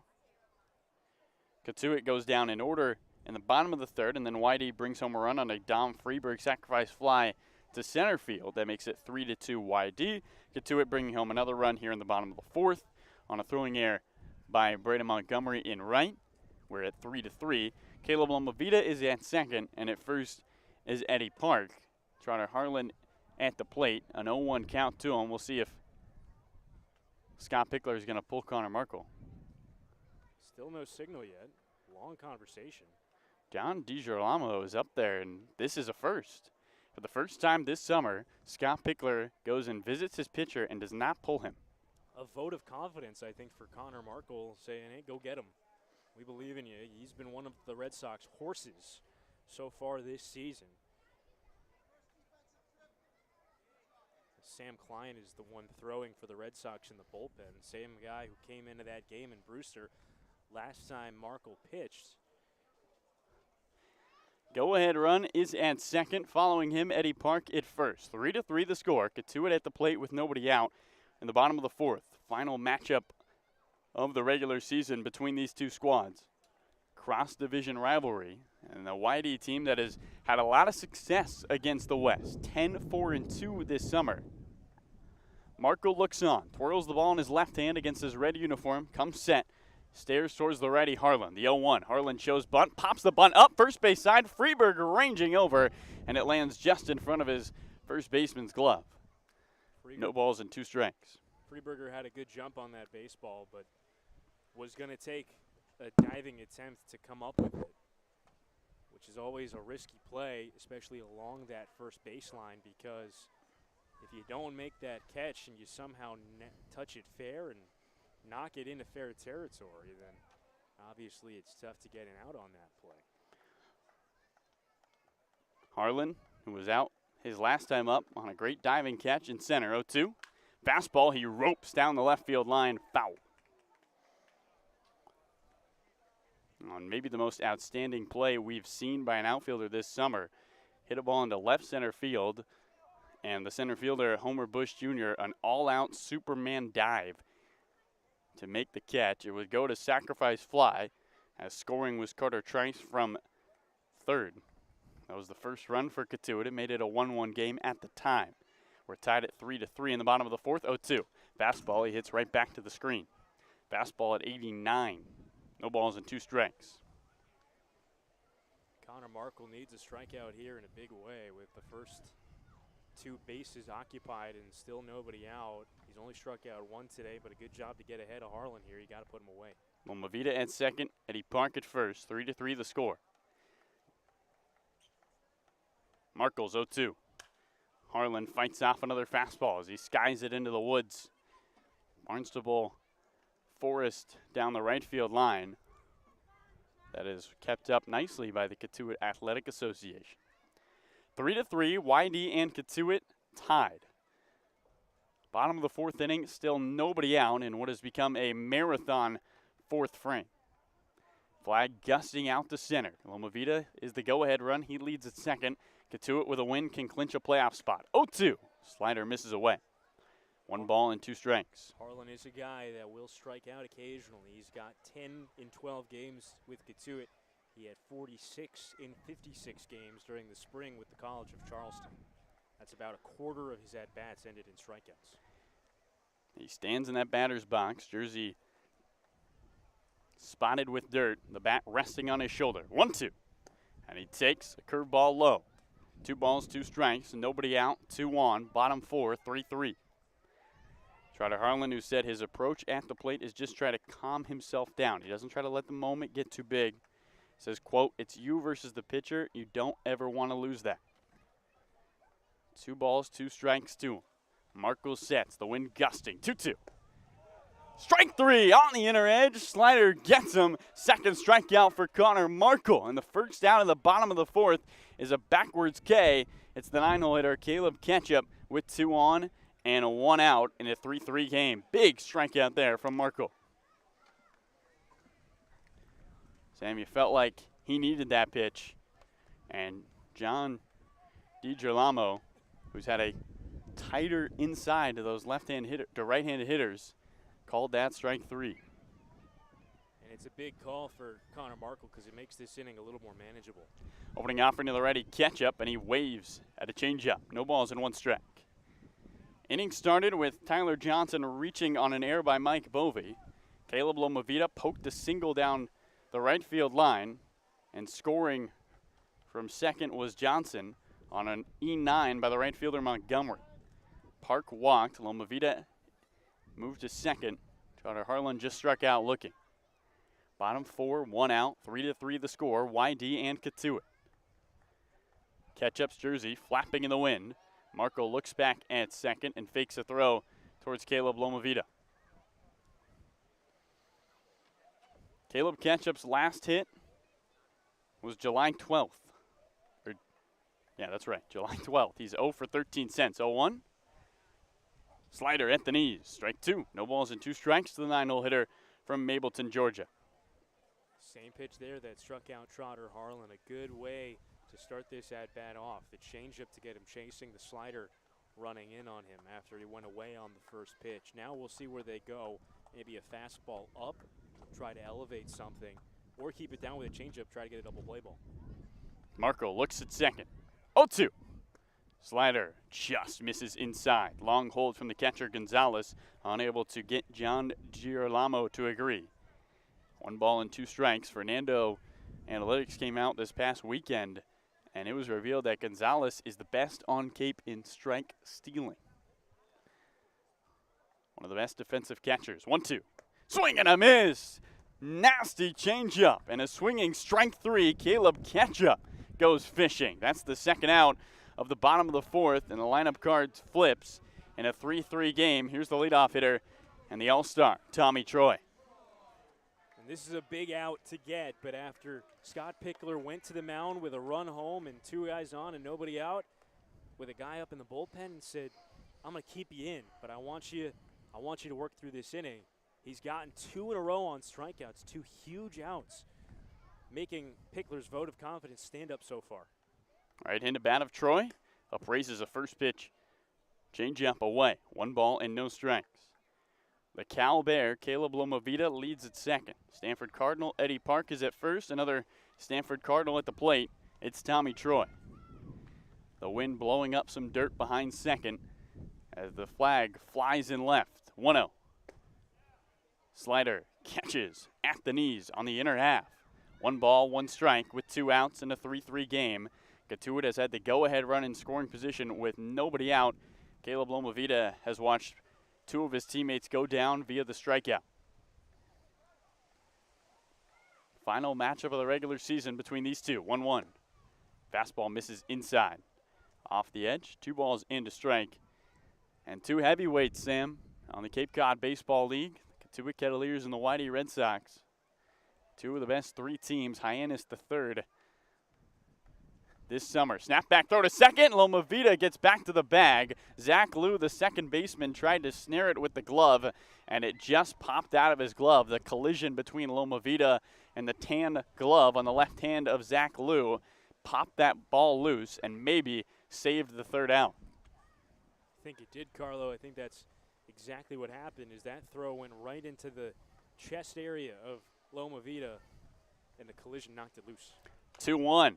Tommy Troy rolls one first base slide, charging the first baseman Freeberger. He tries to dive and tag Troy, but Tommy avoids it and reaches first. Freeberger's only play on the slow roller up the first base line was the tag. The base is now loaded. Loma Vida goes to third. Eddie Park is at second. And here's Enrique Bradfield Jr. It's going to be an impossible play, especially for a first baseman with not a lot of experience at the position, but Freeberger did everything he could. Troy runs well. That was a slow developing play. Just unable to get to the ball in time to be able to tag Troy out, but certainly did try with everything he could. Bases juiced in a 3-3 game, and Connor Markle faces the All-American left-handed batter Enrique Bradfield Jr. on a windy Monday afternoon here at Lowell Park. First pitch home. Bradfield takes a strike on the inside part of the plate. The slider hits the front door, and the count, no balls and one strike. Enrique is grounded out twice today. At third, Caleb Loma Vida. At second, Eddie Park. At first, Tommy Troy. The sack's full of Pac-12 players. Can the SEC first-teamer bring him home? And time is called. One run already in. The tying run for Cotuit. Searching for the go-ahead with two away in the bottom of the fourth. Markle comes set. 0-1. Fastball in the dirt. Great block by Fernando Gonzalez, sliding to his left and using his chest protector. One of the best safety blankets behind the plate on Cape Cod. Bradfield chokes up on the bat, his bottom hand well up above the nub of his light tan bat. 1-1. And he swings and fouls one off his leg. Change up, and the count 1 ball and 2 strikes. SEC Freshman of the Year a season ago, Enrique Bradfield Jr. with just 1 hit. He hit .317 at Vanderbilt, still trying to find a rhythm. Loma Vida at third, Park at second. Tommy Troy at first. Flag blows out to right. The trees dancing all across the outfield. Defense straight away with 2 outs. Markle steps off. And Loma Vida, who was almost halfway to home, starts to jog back to third. Mike Bovey, the third baseman, is going to play a little over towards third base. Shortstop Cole Carey is playing up the middle to the right of second. 1-2. Swinging a ground ball first base side. Freeberger takes it on the backhand. He's going to underhand flip. He has no play. Tried to underhand flip to Markle. Threw it right by him. Coming home and scoring around third is Eddie Park. 2 runs come home. The Whitey Red Sox confused defensively. They mark it as a hit, and it's 5-3 Cotuit in the bottom of the fourth. Disaster on that play that looked like it could be the final out of the bottom of the fourth. That inexperience at first base by Dom Freeberger again coming back to haunt the Whitey Red Sox, because that was a fairly routine high chopper, and he didn't break towards first base immediately. He expected his pitcher to be there. He thought that that's what the play was going to look like. And once he saw that Markle wasn't yet close to the bag with Bradfield's speed, he got confused, tried to break towards the bag, and then made a last split-second decision to try to toss to Markle, even though there was not going to be a play by that point with Bradfield's speed.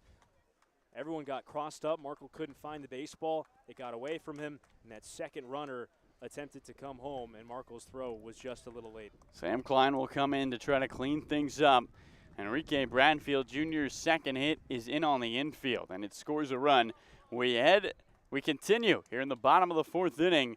3 across for the Cotuit Kettleers in a marathon fourth frame. It's 5-3 Kettleers.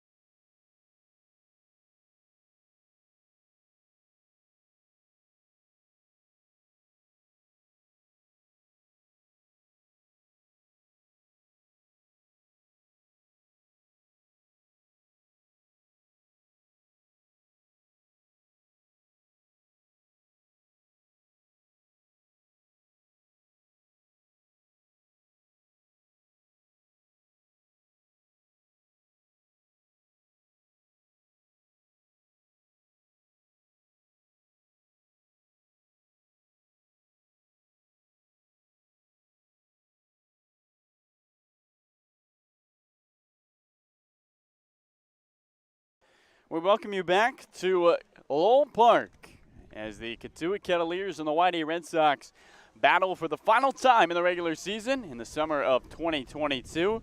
Connor Marco out of the game, and in for him is Sam Klein, the right-handed pitcher out of Ball State.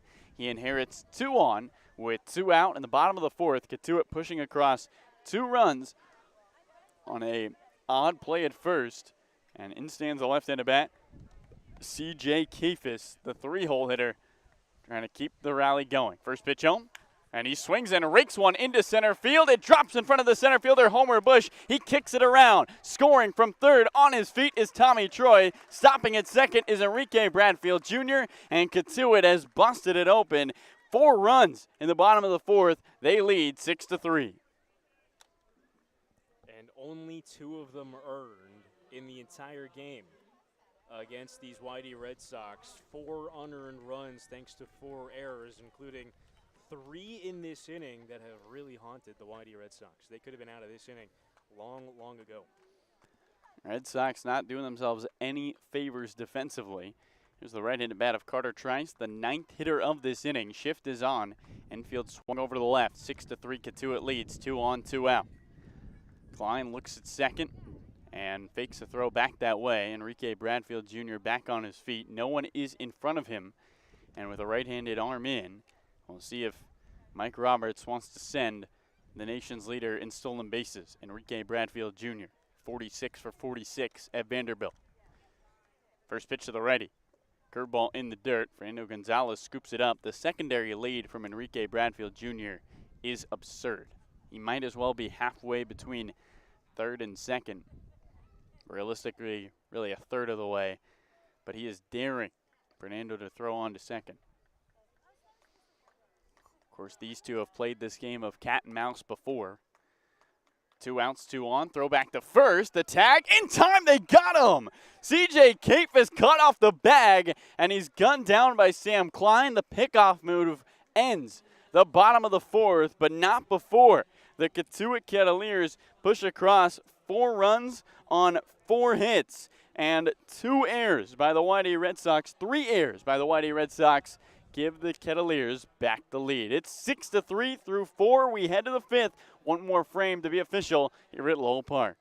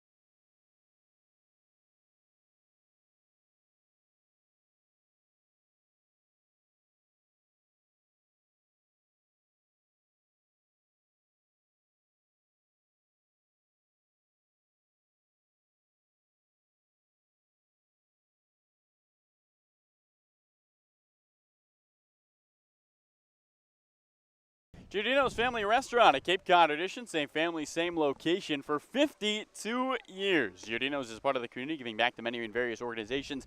As part of the recognition, a Yarmouth Little League field is named in the memory of their dad, who founded the business in 1970. Giordino's is a family-oriented operation, serving a wide-range menu, sure to please everyone. Give us a try. You will come back. Visit us at 242 Main Street, Route 28 in West Yarmouth, or visit Giordino'sFamilyRestaurant.com. We welcome you back to Lowell Park, where the Whitey Red Sox are trying to shake a 4-run, 3-error inning. The bottom of the 4th, a nightmare for the visitors here at Lowell in their last visit to Barnstable as they trail 6-3 to the Cotuit Kettleers. Homer Bush Jr., Hayden Schott, and Cole Keurig due up the top of the lineup against the right arm of Cole McNamee. Cotuit looking to clinch a playoff spot with a win or a Wareham loss tonight.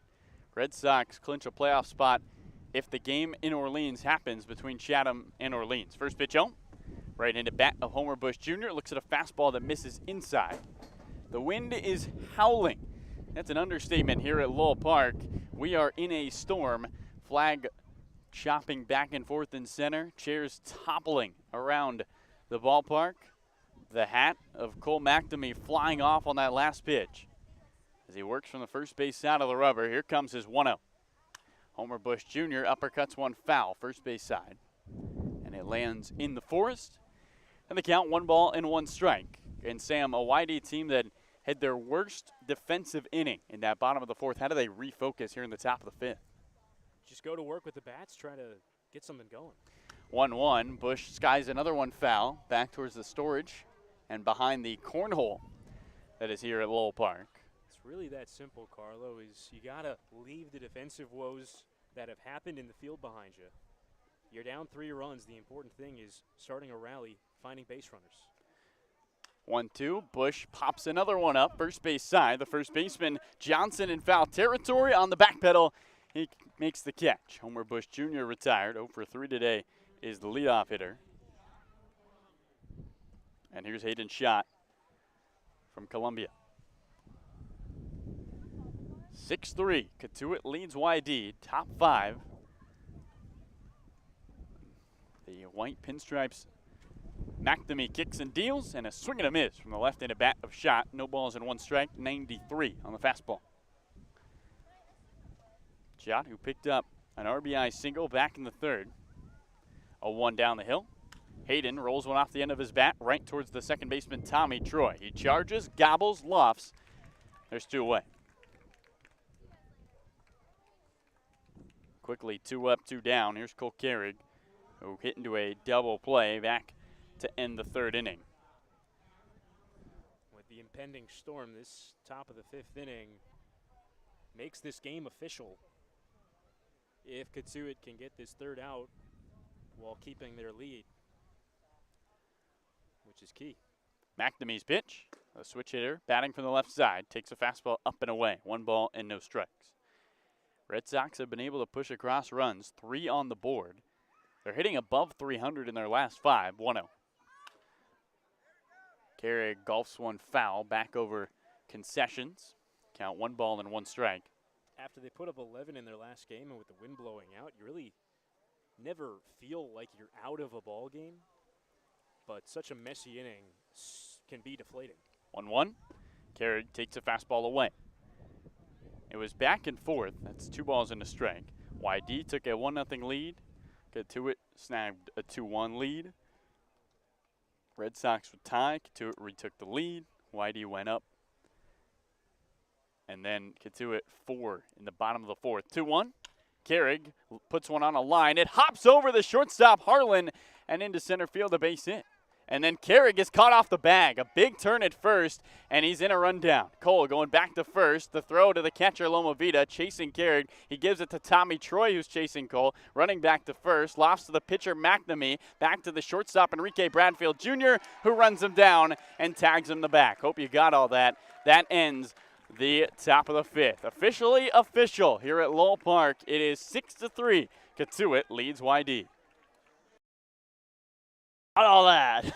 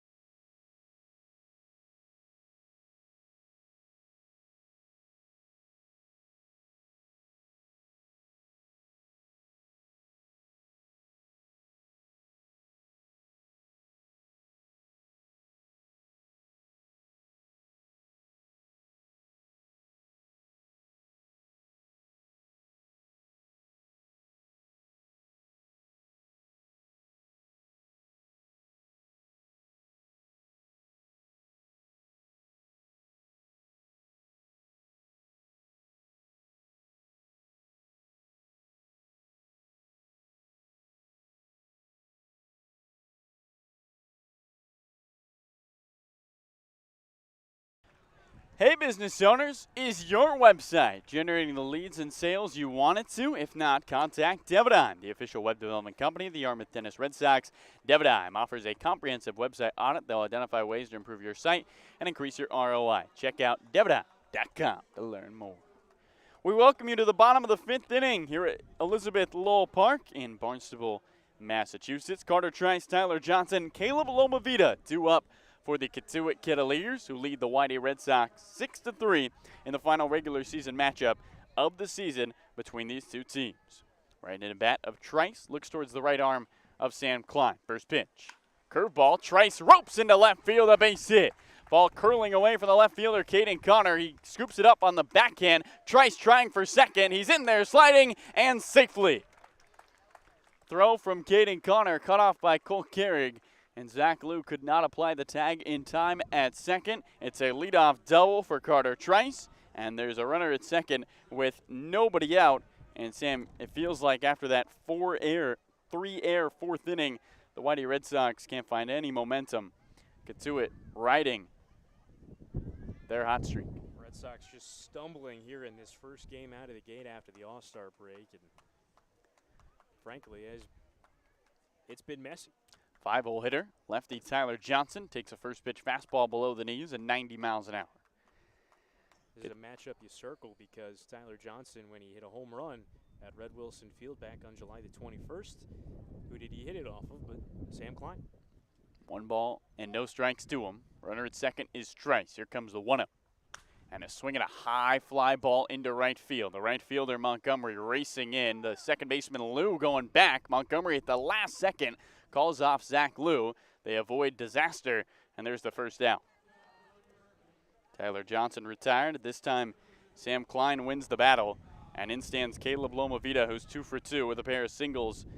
He's been a big part of both rallies. 2 runs in the second and 4 in the 4th. Cotuit leading YD 6-3 with 1 out in the bottom of the 5th. Even on a pretty routine fly ball to right, a little miscommunication almost led to a collision there. The Red Sox having trouble getting out of their own way right now. First pitch to the righty. Klein fakes a throw back to second.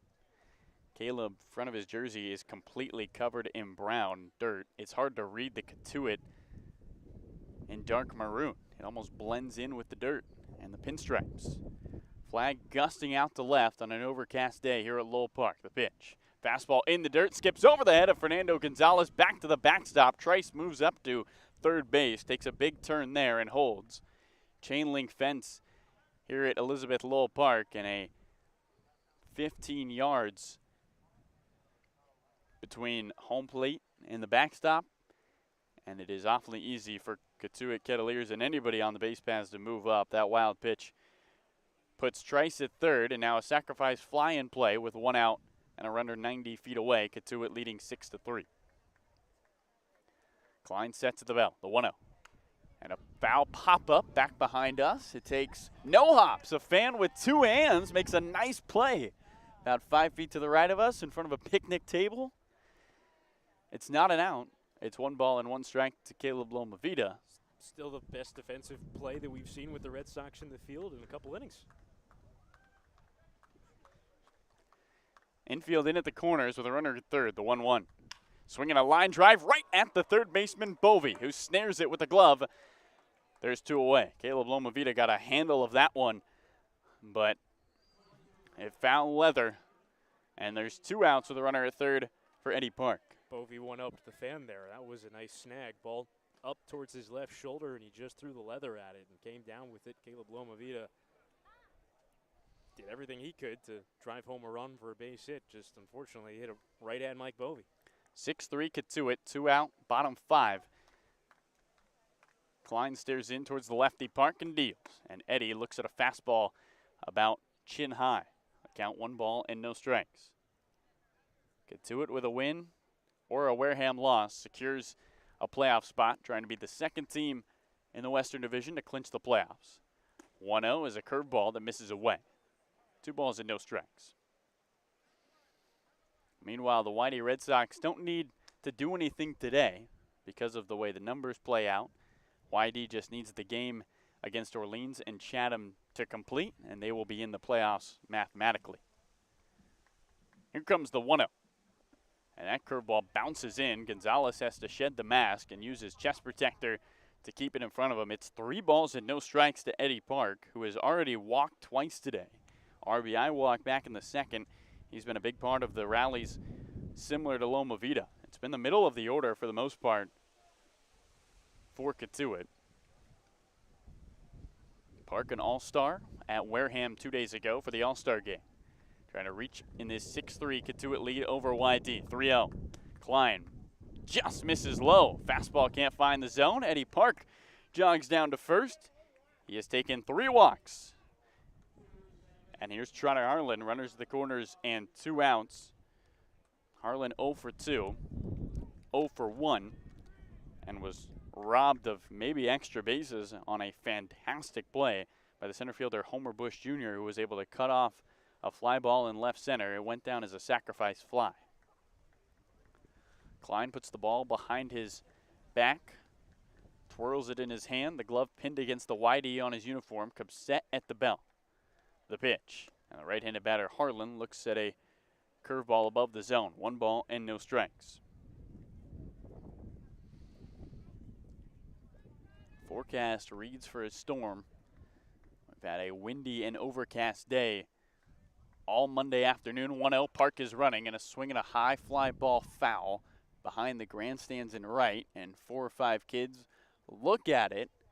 There's a rope that is supposed to keep them from going in the forest, but you know kids in baseballs. Doesn't always stop. At third leads Carter Trice. He led the inning off with a double. At first is Eddie Park. We'll see if he's running again. A 1-1 count with 2 outs. He's not, and a swing and a miss at a high fastball. Sam Klein a strike away from getting through the frame. 6-3 Cotuit. Final regular season matchup between these two. Runners at the corners and 2 outs. Park is off and running. 1-2. Swinging a high fly ball into left center field. The left fielder, Caden Connor, giving it a chase. Looking. It bounces off the wall. Homer Bush Jr., the center fielder, is able to get to it. Coming around and scoring is Carter Trice. Following him is Eddie Park. A 2 RBI double for Trotter Harlan. And it's now 8-3 Cotuit leads here in the bottom of the 5th.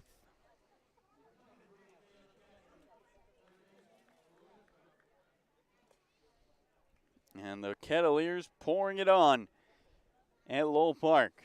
Here's Caleb Ketchup, right-handed batter, with a runner at second and 2 outs. 8-3 Cotuit in the bottom of the 5th. Klein set to the belt, looks at second, deals home, and a fastball misses low. Check that, strike at the knees. Late call from John DiGirolamo. The count, no balls and 1 strike.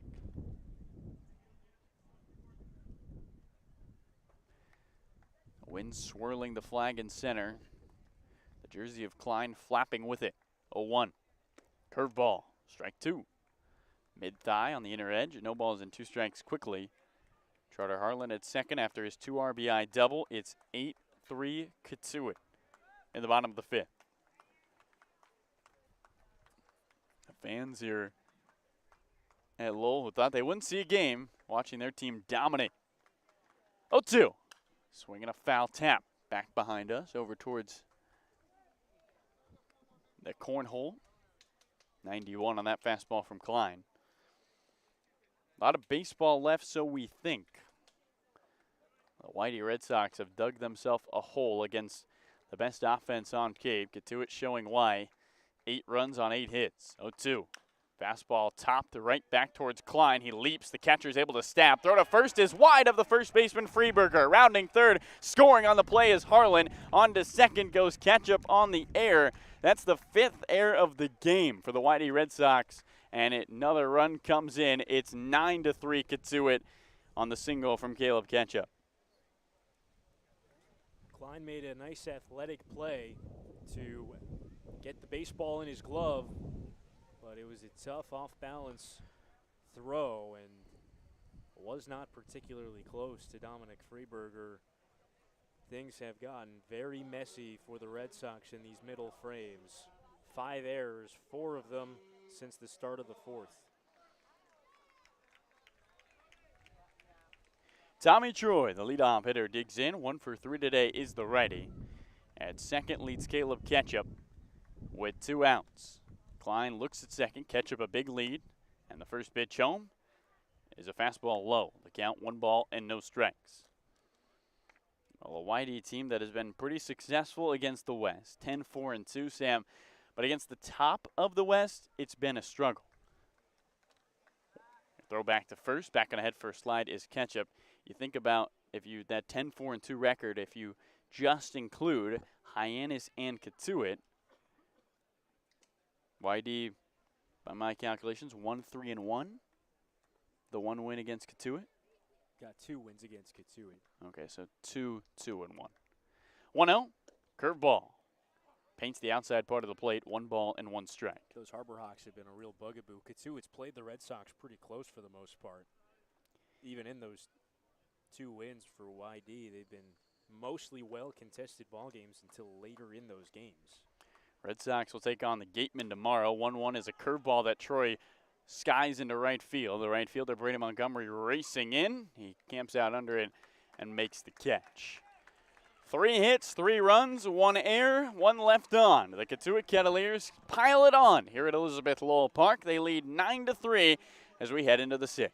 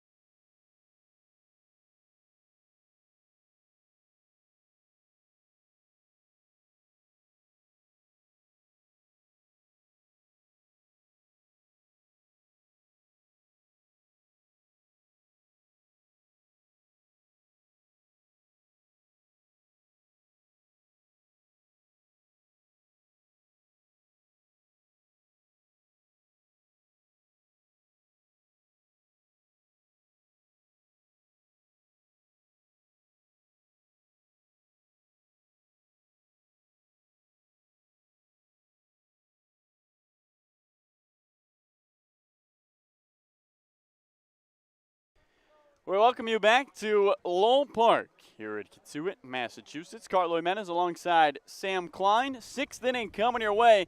The Cotuit Kettleers lead the Whitey Red Sox by a score of 9-3 in the final regular season matchup of the summer.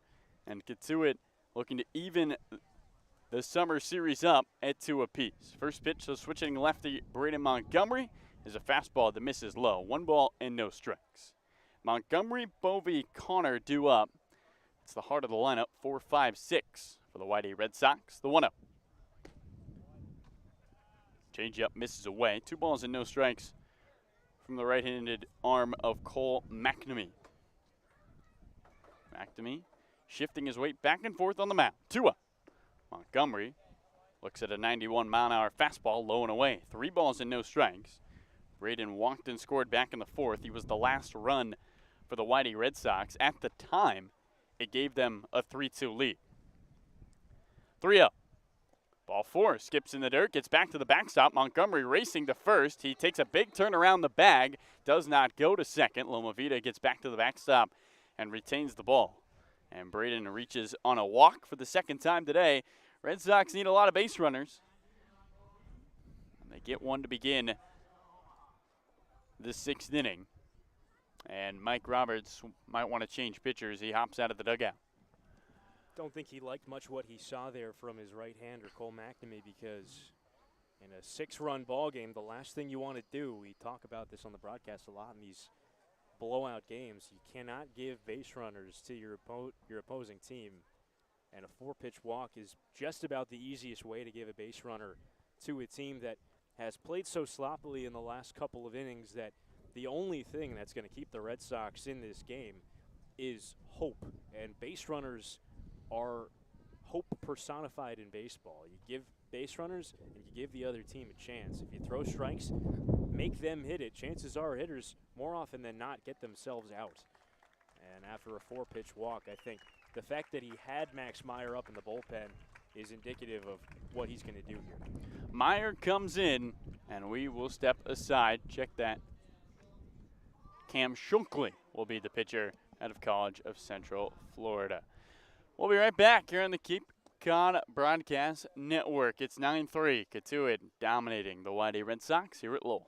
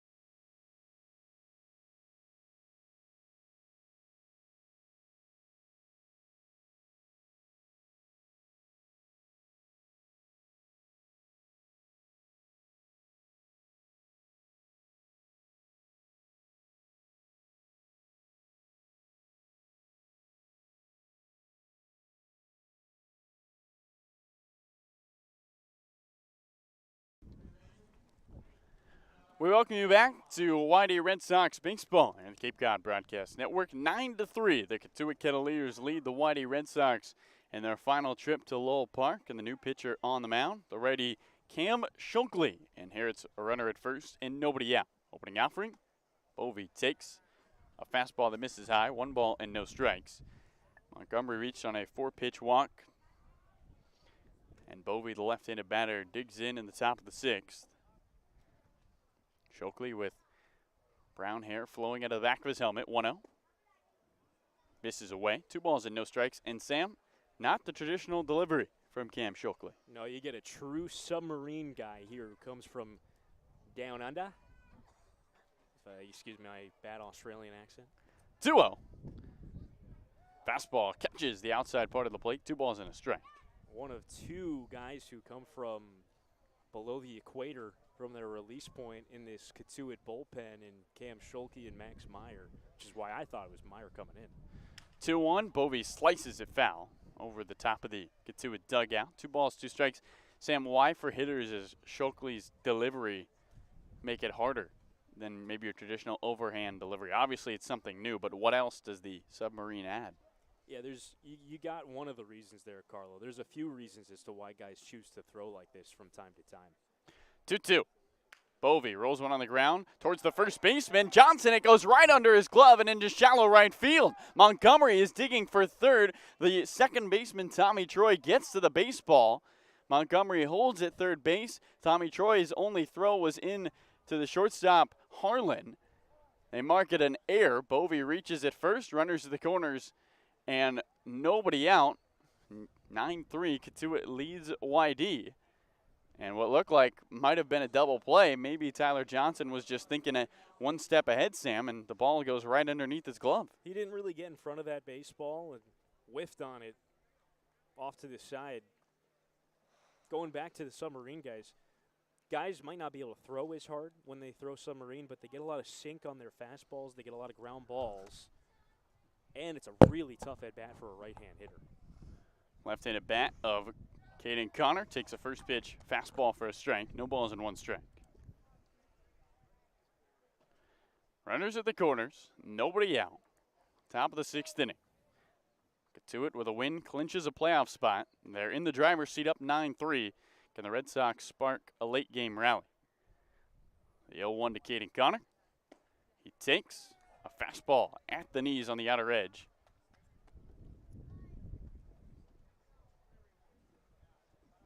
Count 1 ball and 1 strike.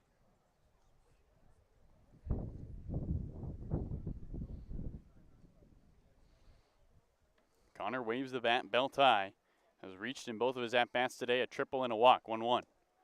And he takes low and away. On the fastball. Checked at the count, 1 ball and 2 strikes.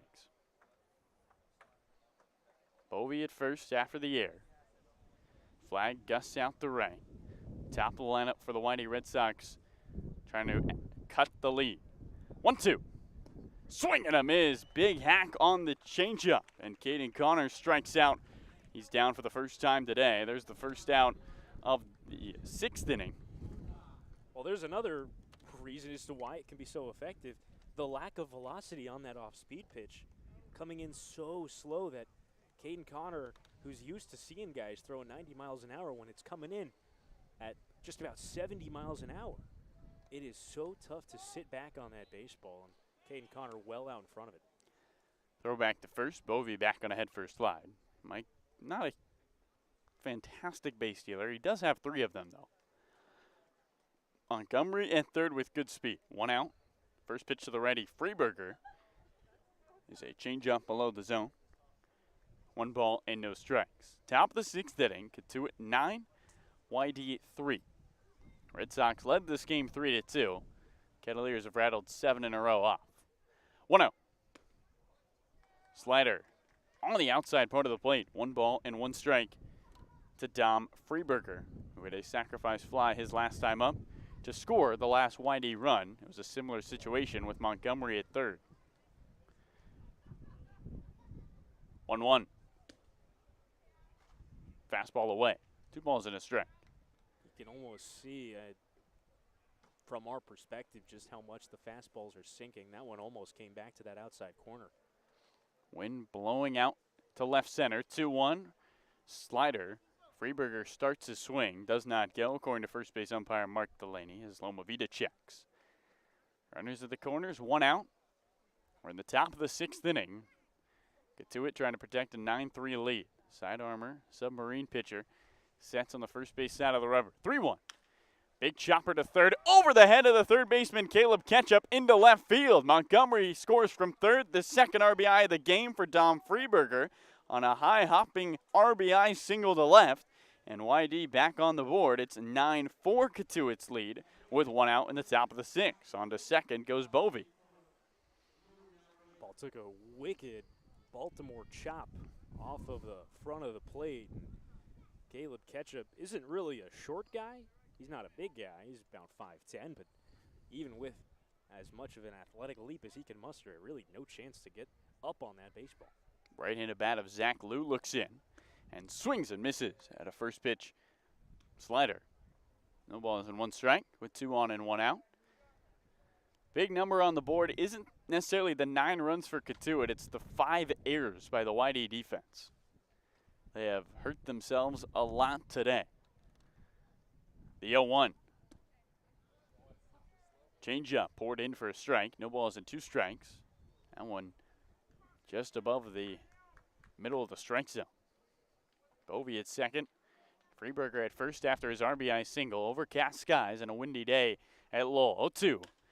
Swinging a looper into left center field. Going back to center fielder Enrique Bradfield Jr. He makes the catch. Tagging from third and stopping, or tagging from second and stopping at third is Mike Bovee.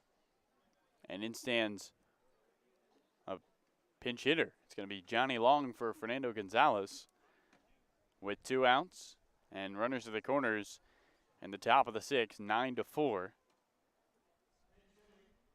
YD trails Cotuit. There was a couple of additions today. Ryan Proto and Waldir Perez, both listed as catchers. Maybe we see them. Maybe we see Luke Schliger behind the plate. Maybe Cole Carrick. A lot of options. 5 different Red Sox with catching experience now on the roster. And that was interesting, that last pitch, Carlo. I don't know if you alluded to it, but Scholke came from a more traditional arm angle on that last pitch that Freeberger, or rather Zach Liu, put in the air to center. Did not catch that. Just a little bit of a different angle, surprising the hitter. Right in the bat of long looks. There's a submarine delivery, and it's a changeup low. 1 ball and no strikes. 9-4. Cotuit leads YD in the final regular season matchup between these two cross-division opponents. Freeberger at first, Bovey at third. 1-0. Changeup catches the inside part of the plate. Johnny Long not in agreement. Waves his head to the side. Johnny hitting an even 200. 1-1 to the ready. And he looks at a slider away. 2 balls and a strike. Overcast skies, what we thought was going to be a stormy day, has just been humid and windy here at Elizabeth Lowell Park. 2-1. Long rakes one foul, first base side. And the count levels, 2 balls, 2 strikes, 2 on and 2 out. It's been not a lot of fastballs from Scholke, and the speed difference coming in about 10 to 12 miles an hour faster than the off-speed pitches he's been throwing. Instead of 80, it looks like 90. 2-2. Long takes low. Changeup misses just above the dirt. Full count with 2 outs. We'll see if Freeberger is running from first. Long, Mike Bovey at third. Defense plays back with a full count and 2 outs. 3-2, there he goes. Swing and a miss. Johnny Long chases a 69-mile-an-hour changeup and strikes out to end the top of the 6th. Bottom of the 6th inning coming your way. YD gets 1 hit. They bring home a run and an RBI single from Dom Freeberger, but leave 2 more stranded. 9-4, Cotuit leads YD. Bottom 6 coming your way.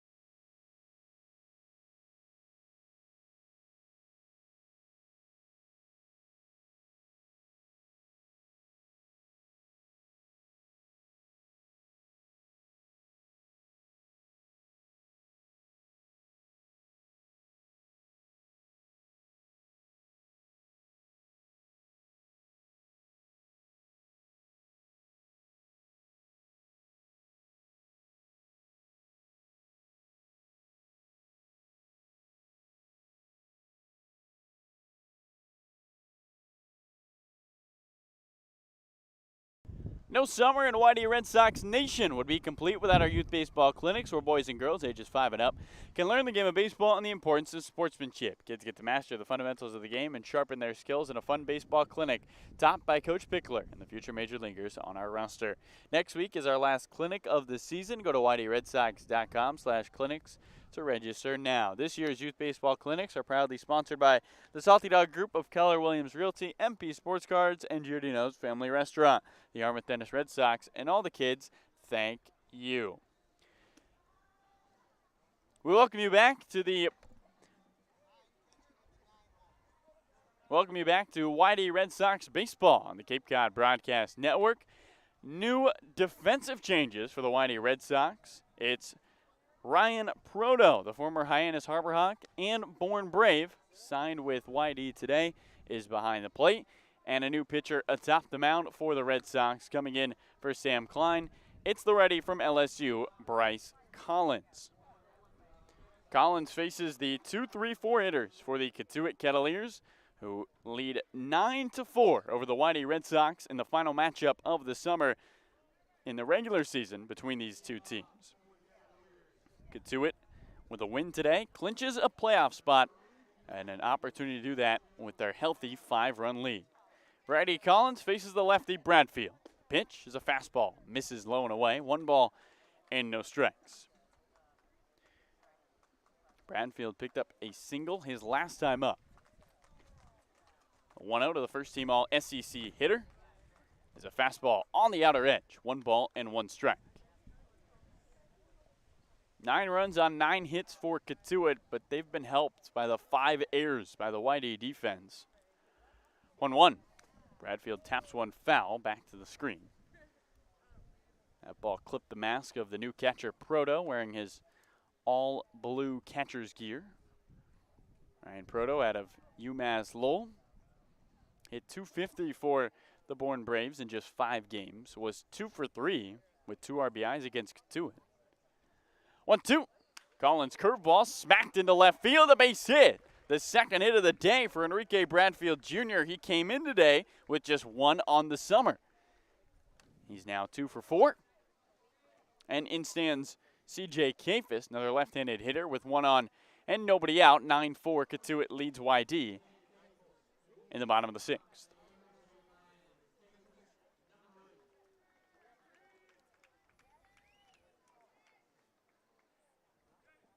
C.J. Kafis, 1 for 3 today. Stands stoically in the box out of Miami, left-handed batter. Collins deals. Bradfield's taken off. Proto can't even scoop the ball on the exchange. And for the first time this summer, Enrique Bradfield Jr., who stole 46 bases on 46 attempts at Vanderbilt, has his first. We'll see if he's alive. Kafis with a Canes shin guard on that right arm and those orange and green cleats and orange and green batting glove. That the bat he holds above his shoulder. Collins 2 looks at second, 1-0. Fastball at the knees for a strike. 1 ball and 1 strike. Bryce Collins, well, he knows about Enrique Bradfield Jr. These two guys, both part of the SEC. Collins only appeared in runner at second, nobody out. 9-4 Cotuit leads. Throw back to second. Back on a head first slide is Enrique Bradfield Jr. As a chair tumbles on this windy day at Lowell Park. The flag, I would like to tell you if it's flying out to left or right, but it's spinning around the flagpole. Oscillating to left and then right, and then left and then right. All I can tell you is it's blowing. 1-1, Bradfield's running again, and a swing and a foul on the left field line, curling away from the Cotuit bullpen. 1 ball and 2 strikes with nobody out and a runner at second. 9-4, Cotuit leads YD. I'll tell you, Carlo, that getting to watch Enrique Bradfield steal a base, and take his leads, and get his jumps off the bag, it is as fun as advertised. He has such a feel for base running that you can't really teach. When you steal 46 bases in 46 attempts, as Collins looks him back to second,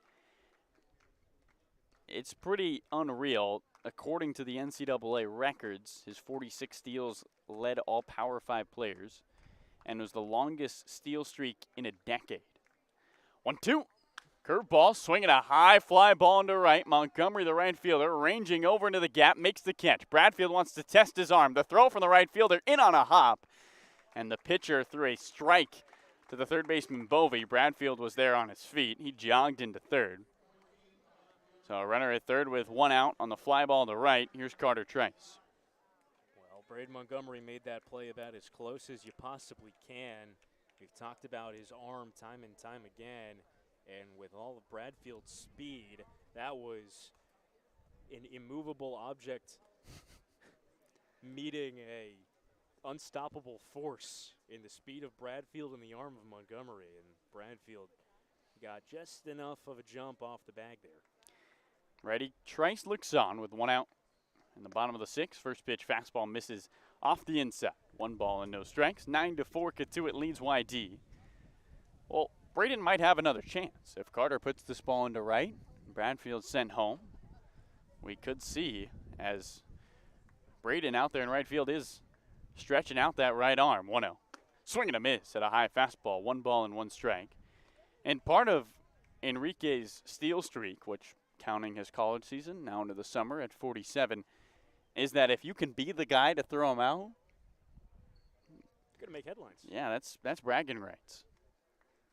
Collins working from the first base side of the rubber in his purple LSU shoes. 1-1.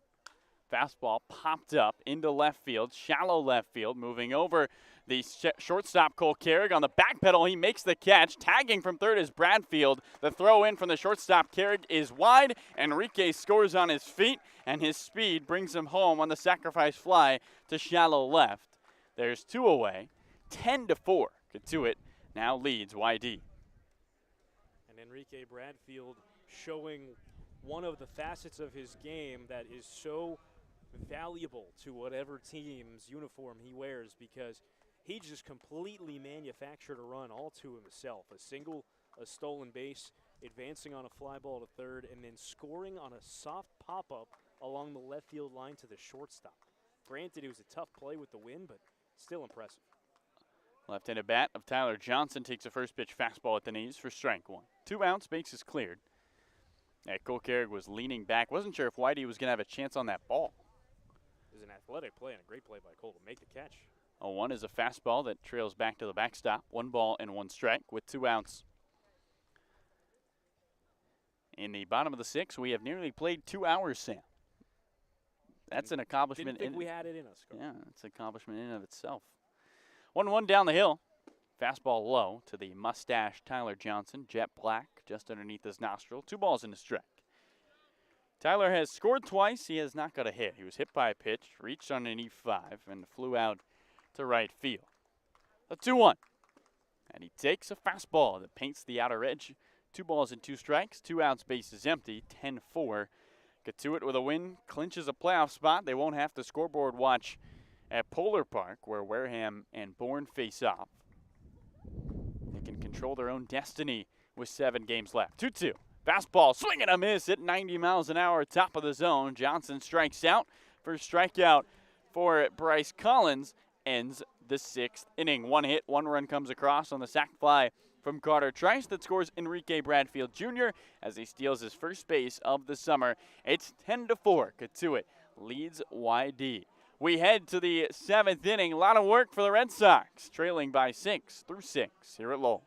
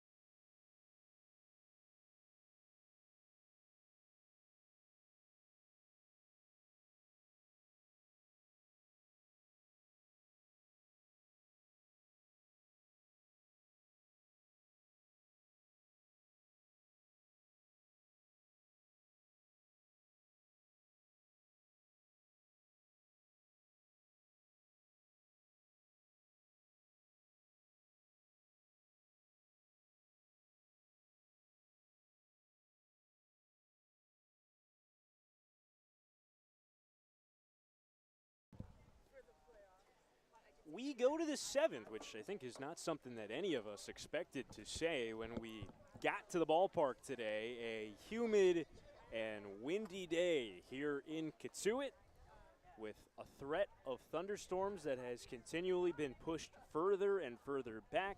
And maybe for the YD Red Sox, they wish those thunderstorms had come sooner, because it's gone poorly for YD. A 10-4 Cotuit lead as we enter the top of the 7th. Gunnar Antillian will pinch hit and lead off. He takes outside ball 1 from the right-hander Cam Schulke, the submariner, who came in the last frame and got the final 3 outs. And the 1-0 is swung on and missed the off-speed pitch after a leadoff walk. He replaced Cole McNamee. Gave up a run, but in a blowout game like this, you'll take that. The 1-1 is fouled off right side. Schulke came with the more traditional arm angle there, and Antillian fouled it off right side. Antillian pinch hitting for Homer Bush at the top of the YD lineup. Bush today finishes 0 for 3. Made an outstanding defensive play in center field earlier in this game. The 1-2 outside, the 69-mile-an-hour slider, as that submariner doesn't get a whole lot of velocity on those off-speed pitches. Fastball's only topped out around 80, 82 as well. right on right here. Antillean out of New Mexico State. The 2-2 is popped foul back over our heads and out of play. Overall, Gunnar Antillean, a 400 hitter. He's 4 for his first 10 as a YD Red Sox. As hits in his last 3 of the 4 total he's played. Hayden Schott and Cole Carrick to follow in this 7th. Red Sox looking to come back. 2-2, missed away another off-speed pitch at 68 miles an hour. We've seen this YD team as of late, Sam, put up crooked numbers in innings. It's not out of the question. Do they have enough light to do it, though? 3-2. Taken on the outside corner, strike 3 called. A 79-mile-an-hour fastball that ran back to that outside edge. Antillean strikes out looking. The 3rd strikeout already for Cam Schulke. Cam Schulke out of the College of Central Florida, not UCF, rather. It's the College of Central Florida, not University of Central Florida. There's Hayden Schott. First pitch to him is fouled off left side and out of play. The off-speed pitch, which has been the primary offering for Schulke. This is his 7th outing for Cotuit. Has not yet had a run cross against his ledger. He steps off, didn't like the sign, not before an 0-1. The run that he allowed to score in the 6th was Cole McNamee's 0-1. Chopped slowly up the first baseline. The count 0-2 on Hayden Schott.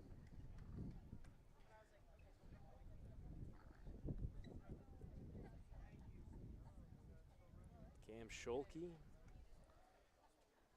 redshirted as a pitcher for Florida Gulf Coast, but said he missed being a two-way player. The 0-2 misses down and away, changeup. So, after not playing a game for Florida Gulf Coast, the Dorr, Michigan native decided to return home to play at Northwood University in Michigan. The 1-2 swing and a miss. A changeup got Hayden Schott well out in front. He strikes out. So Schulke strikes out Schott. And the 4th strikeout for Schulke in this outing. There's 2 out, nobody on in the 7th. Played a year with Northwood University. That's in the GLIC, excuse me. He was okay there, ERA a little below 5. He did not hit. Said that he had opportunities as a two-way player there. The first pitch to Cole Carrick, switch hitter batting left, taken down and away, a fastball. But ultimately decided to remain a pitcher only and then transferred to the College of Central Florida. So the journey is the 1-0 to Carrick, drops at the knees, an off-speed pitch, and the count 1-1 on Cole, who didn't like the call. Was high school in Michigan, his first year in college in Florida, his second year in college in Michigan, and his next year in college back in Florida. A lot of north-south. 1-1 is a changeup that hits the outside corner. They count 1-2 on Cole Carrick. The Cotuit bullpen is empty. A 10-4 Kettleers lead over the Red Sox here in the top of the 7th. Red Sox likely to clinch their playoff spot regardless of the outcome of this one here tonight. 1-2, pulled foul towards the Red Sox dugout up the first baseline. As long as Chatham and Orleans have a final, play their game to completion by whatever definition necessary, the Red Sox clinch their playoff spot. 1-2, taken down and away, changeup. That's because the Red Sox only need 1 point to go in any direction, theirs or against Chatham or Orleans, because those two teams are right on top of each other. 2-2, misses low, a changeup. Basically, the reason why the Red Sox haven't clinched yet is because there's technically the possibility that both Orleans and Chatham can win all of their remaining games, and the Red Sox could lose all their remaining games, which would bump the Red Sox out of the playoff picture. That's the only scenario that happens. The 3-2 home is lined toward short, picked off on the line by Tommy Troy. But because Orleans and Chatham play each other, both teams cannot win out, so the Red Sox will clinch after this game tonight. A 3-2 count. Cole Carrick lines out. We head to the bottom of the 7th. Stretch time here in Cotuit. The Red Sox trailing 10-4.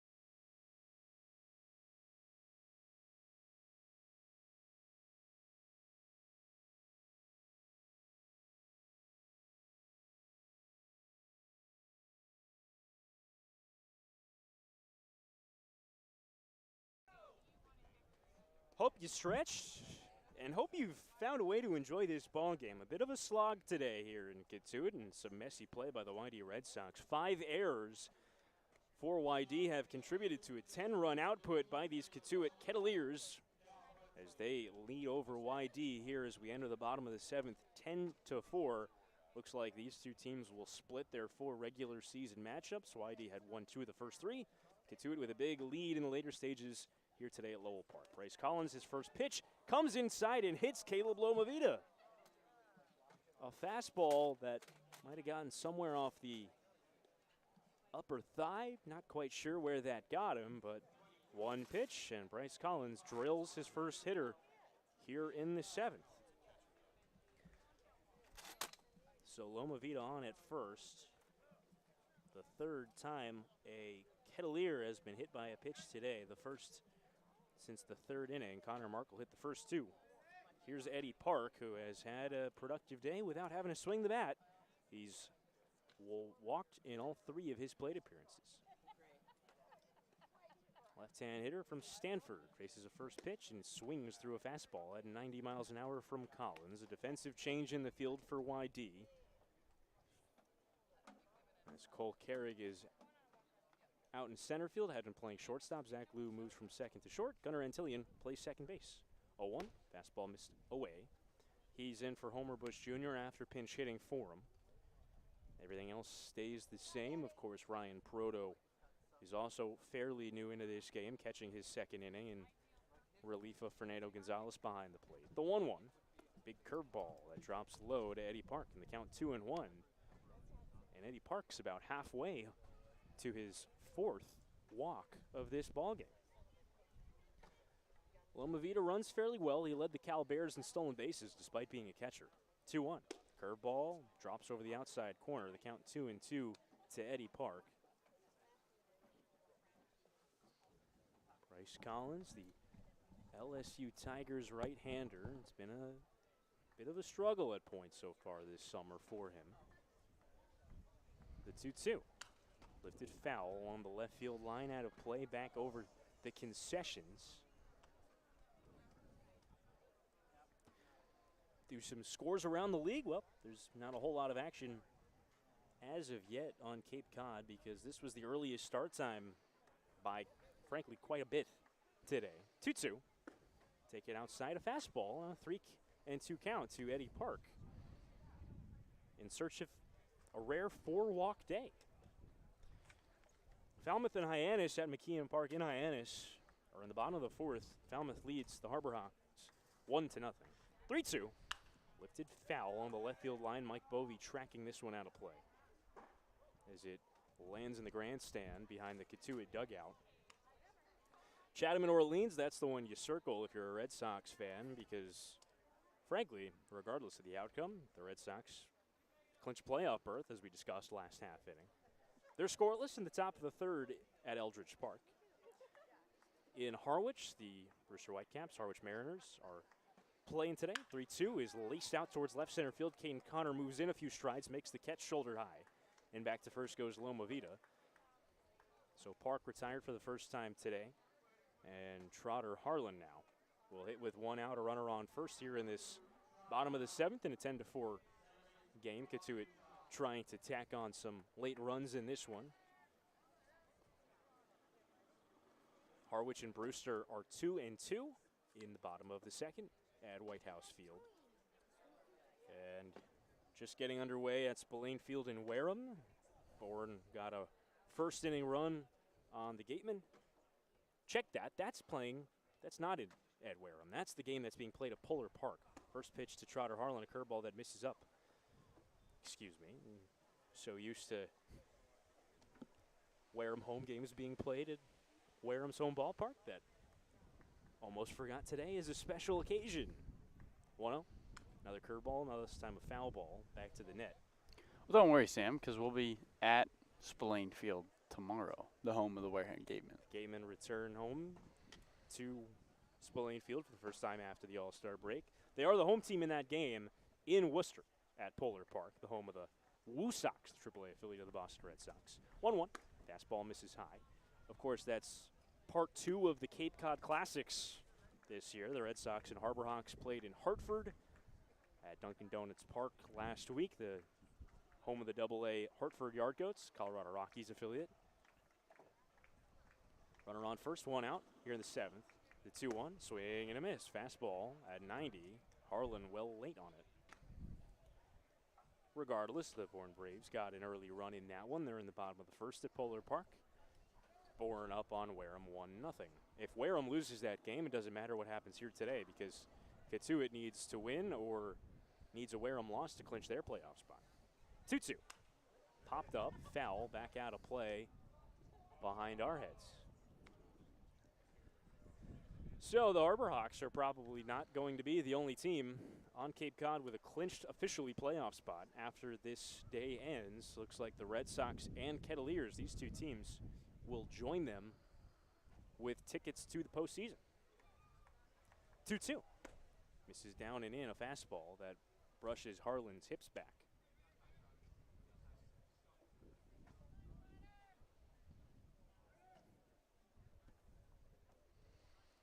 Bryce Collins pitching in his 5th game for YD. Numbers are not very pretty. 3-2. Slashed over first, the base hit. Heading down the right field line into the corner. Loma Vida heads towards third. He's going to get the wave from Mike Roberts. Heading home, the relay by Freeberger is close, but not in time.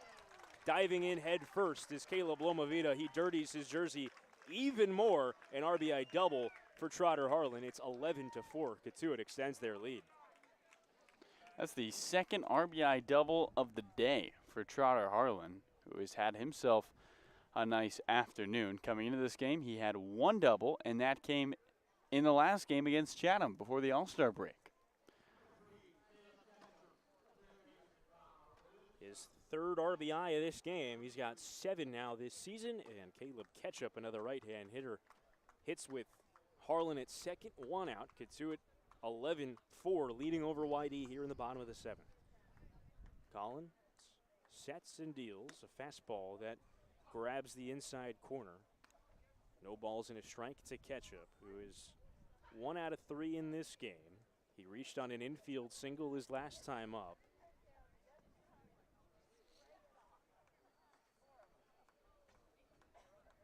One 0. Fastball again, inside corner delivery at 89 miles an hour in the count. No balls and 2 strikes on Ketchup.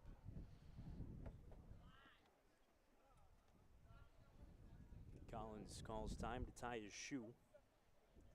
The Red Sox have not played a very clean baseball game, but even despite the 5 errors on the board, they have been fairly thoroughly outplayed by the Kettleers in this one after really it was the reverse the last time these two teams squared off.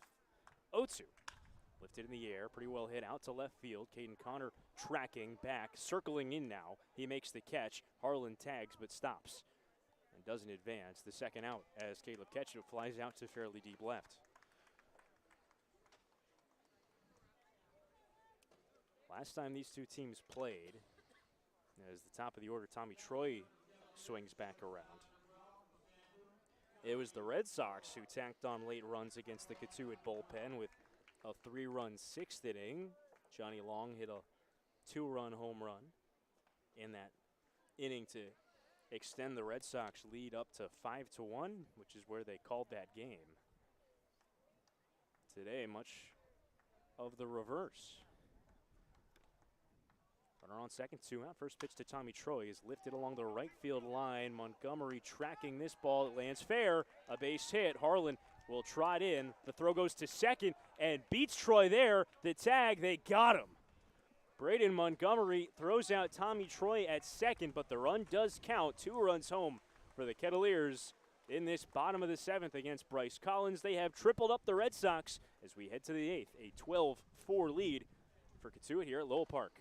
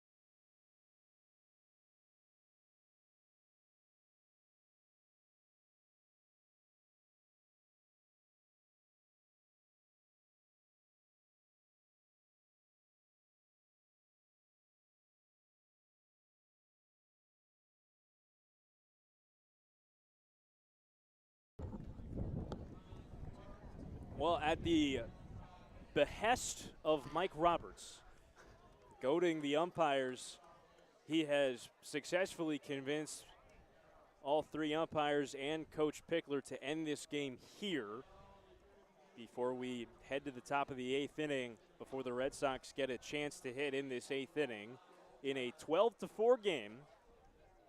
Perhaps the right call. Mike Roberts wanted to save his pen a little bit and prevent any chance of having to hit amidst darkness if the Red Sox somehow tallied a 9-run top of the 8th inning to go ahead in this game.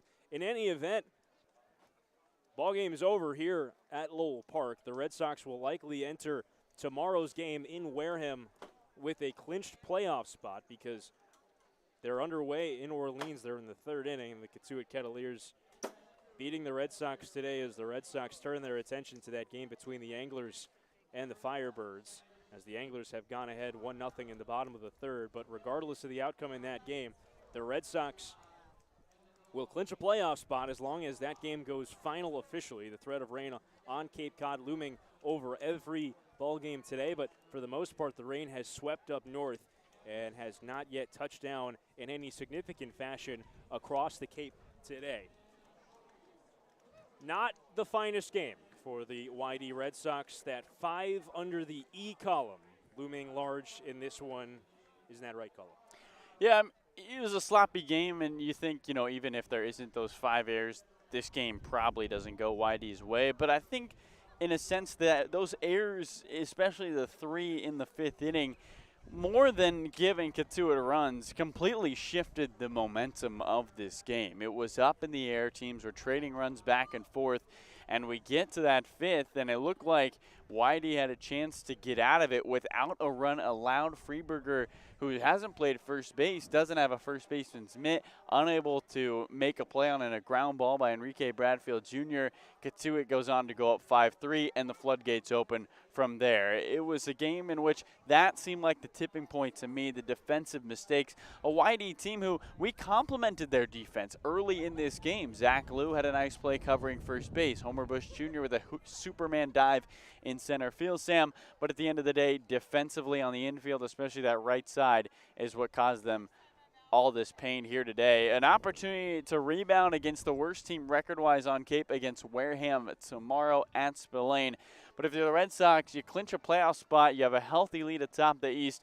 It's going to be interesting how they stay motivated through this last week because there's no playoffs, there's not much to play for, and maybe guys are starting to feel tired. We'll see how they play over the final stretch of the regular season. Well, the Red Sox still maintain a big lead over the next best team in the Eastern Division, and with 7 games left to play for the YD Red Sox, it looks like they will walk backwards into a playoff spot today and perhaps into a division-winning spot atop the East as we move forward this week. We are in the post-All-Star game period here on Cape Cod, and the Red Sox open the week with a difficult 12-4, frankly, fairly sloppy loss at the hands of the Cotuit Kettleers. The Red Sox and Kettleers splitting the season series, YD and Cotuit each winning 1 at home and away, as a 12-4 loss spells the end of the regular season matchups between these two teams. Tomorrow, the Red Sox will reset against, like you said, Carlo, the worst team record-wise on Cape Cod, and a spiraling Wareham Gateman team that is trying to win its first game today since before the Fenway workout day. It's been a rough stretch for the Gatemen. The Red Sox head to Spillane Field across the bridge for the final time on the summer season. We'll catch you there. It's a 6 p.m. first pitch. Carlo Jimenez will take you through the early stages of that one, and we look forward to it, and we appreciate you for joining us today. For our producer, Danie Oestreich, for Carlo Jimenez to my right, I've been Sam Lebowitz. The Red Sox losing 12-4 today, and we'll see you tomorrow from Wareham.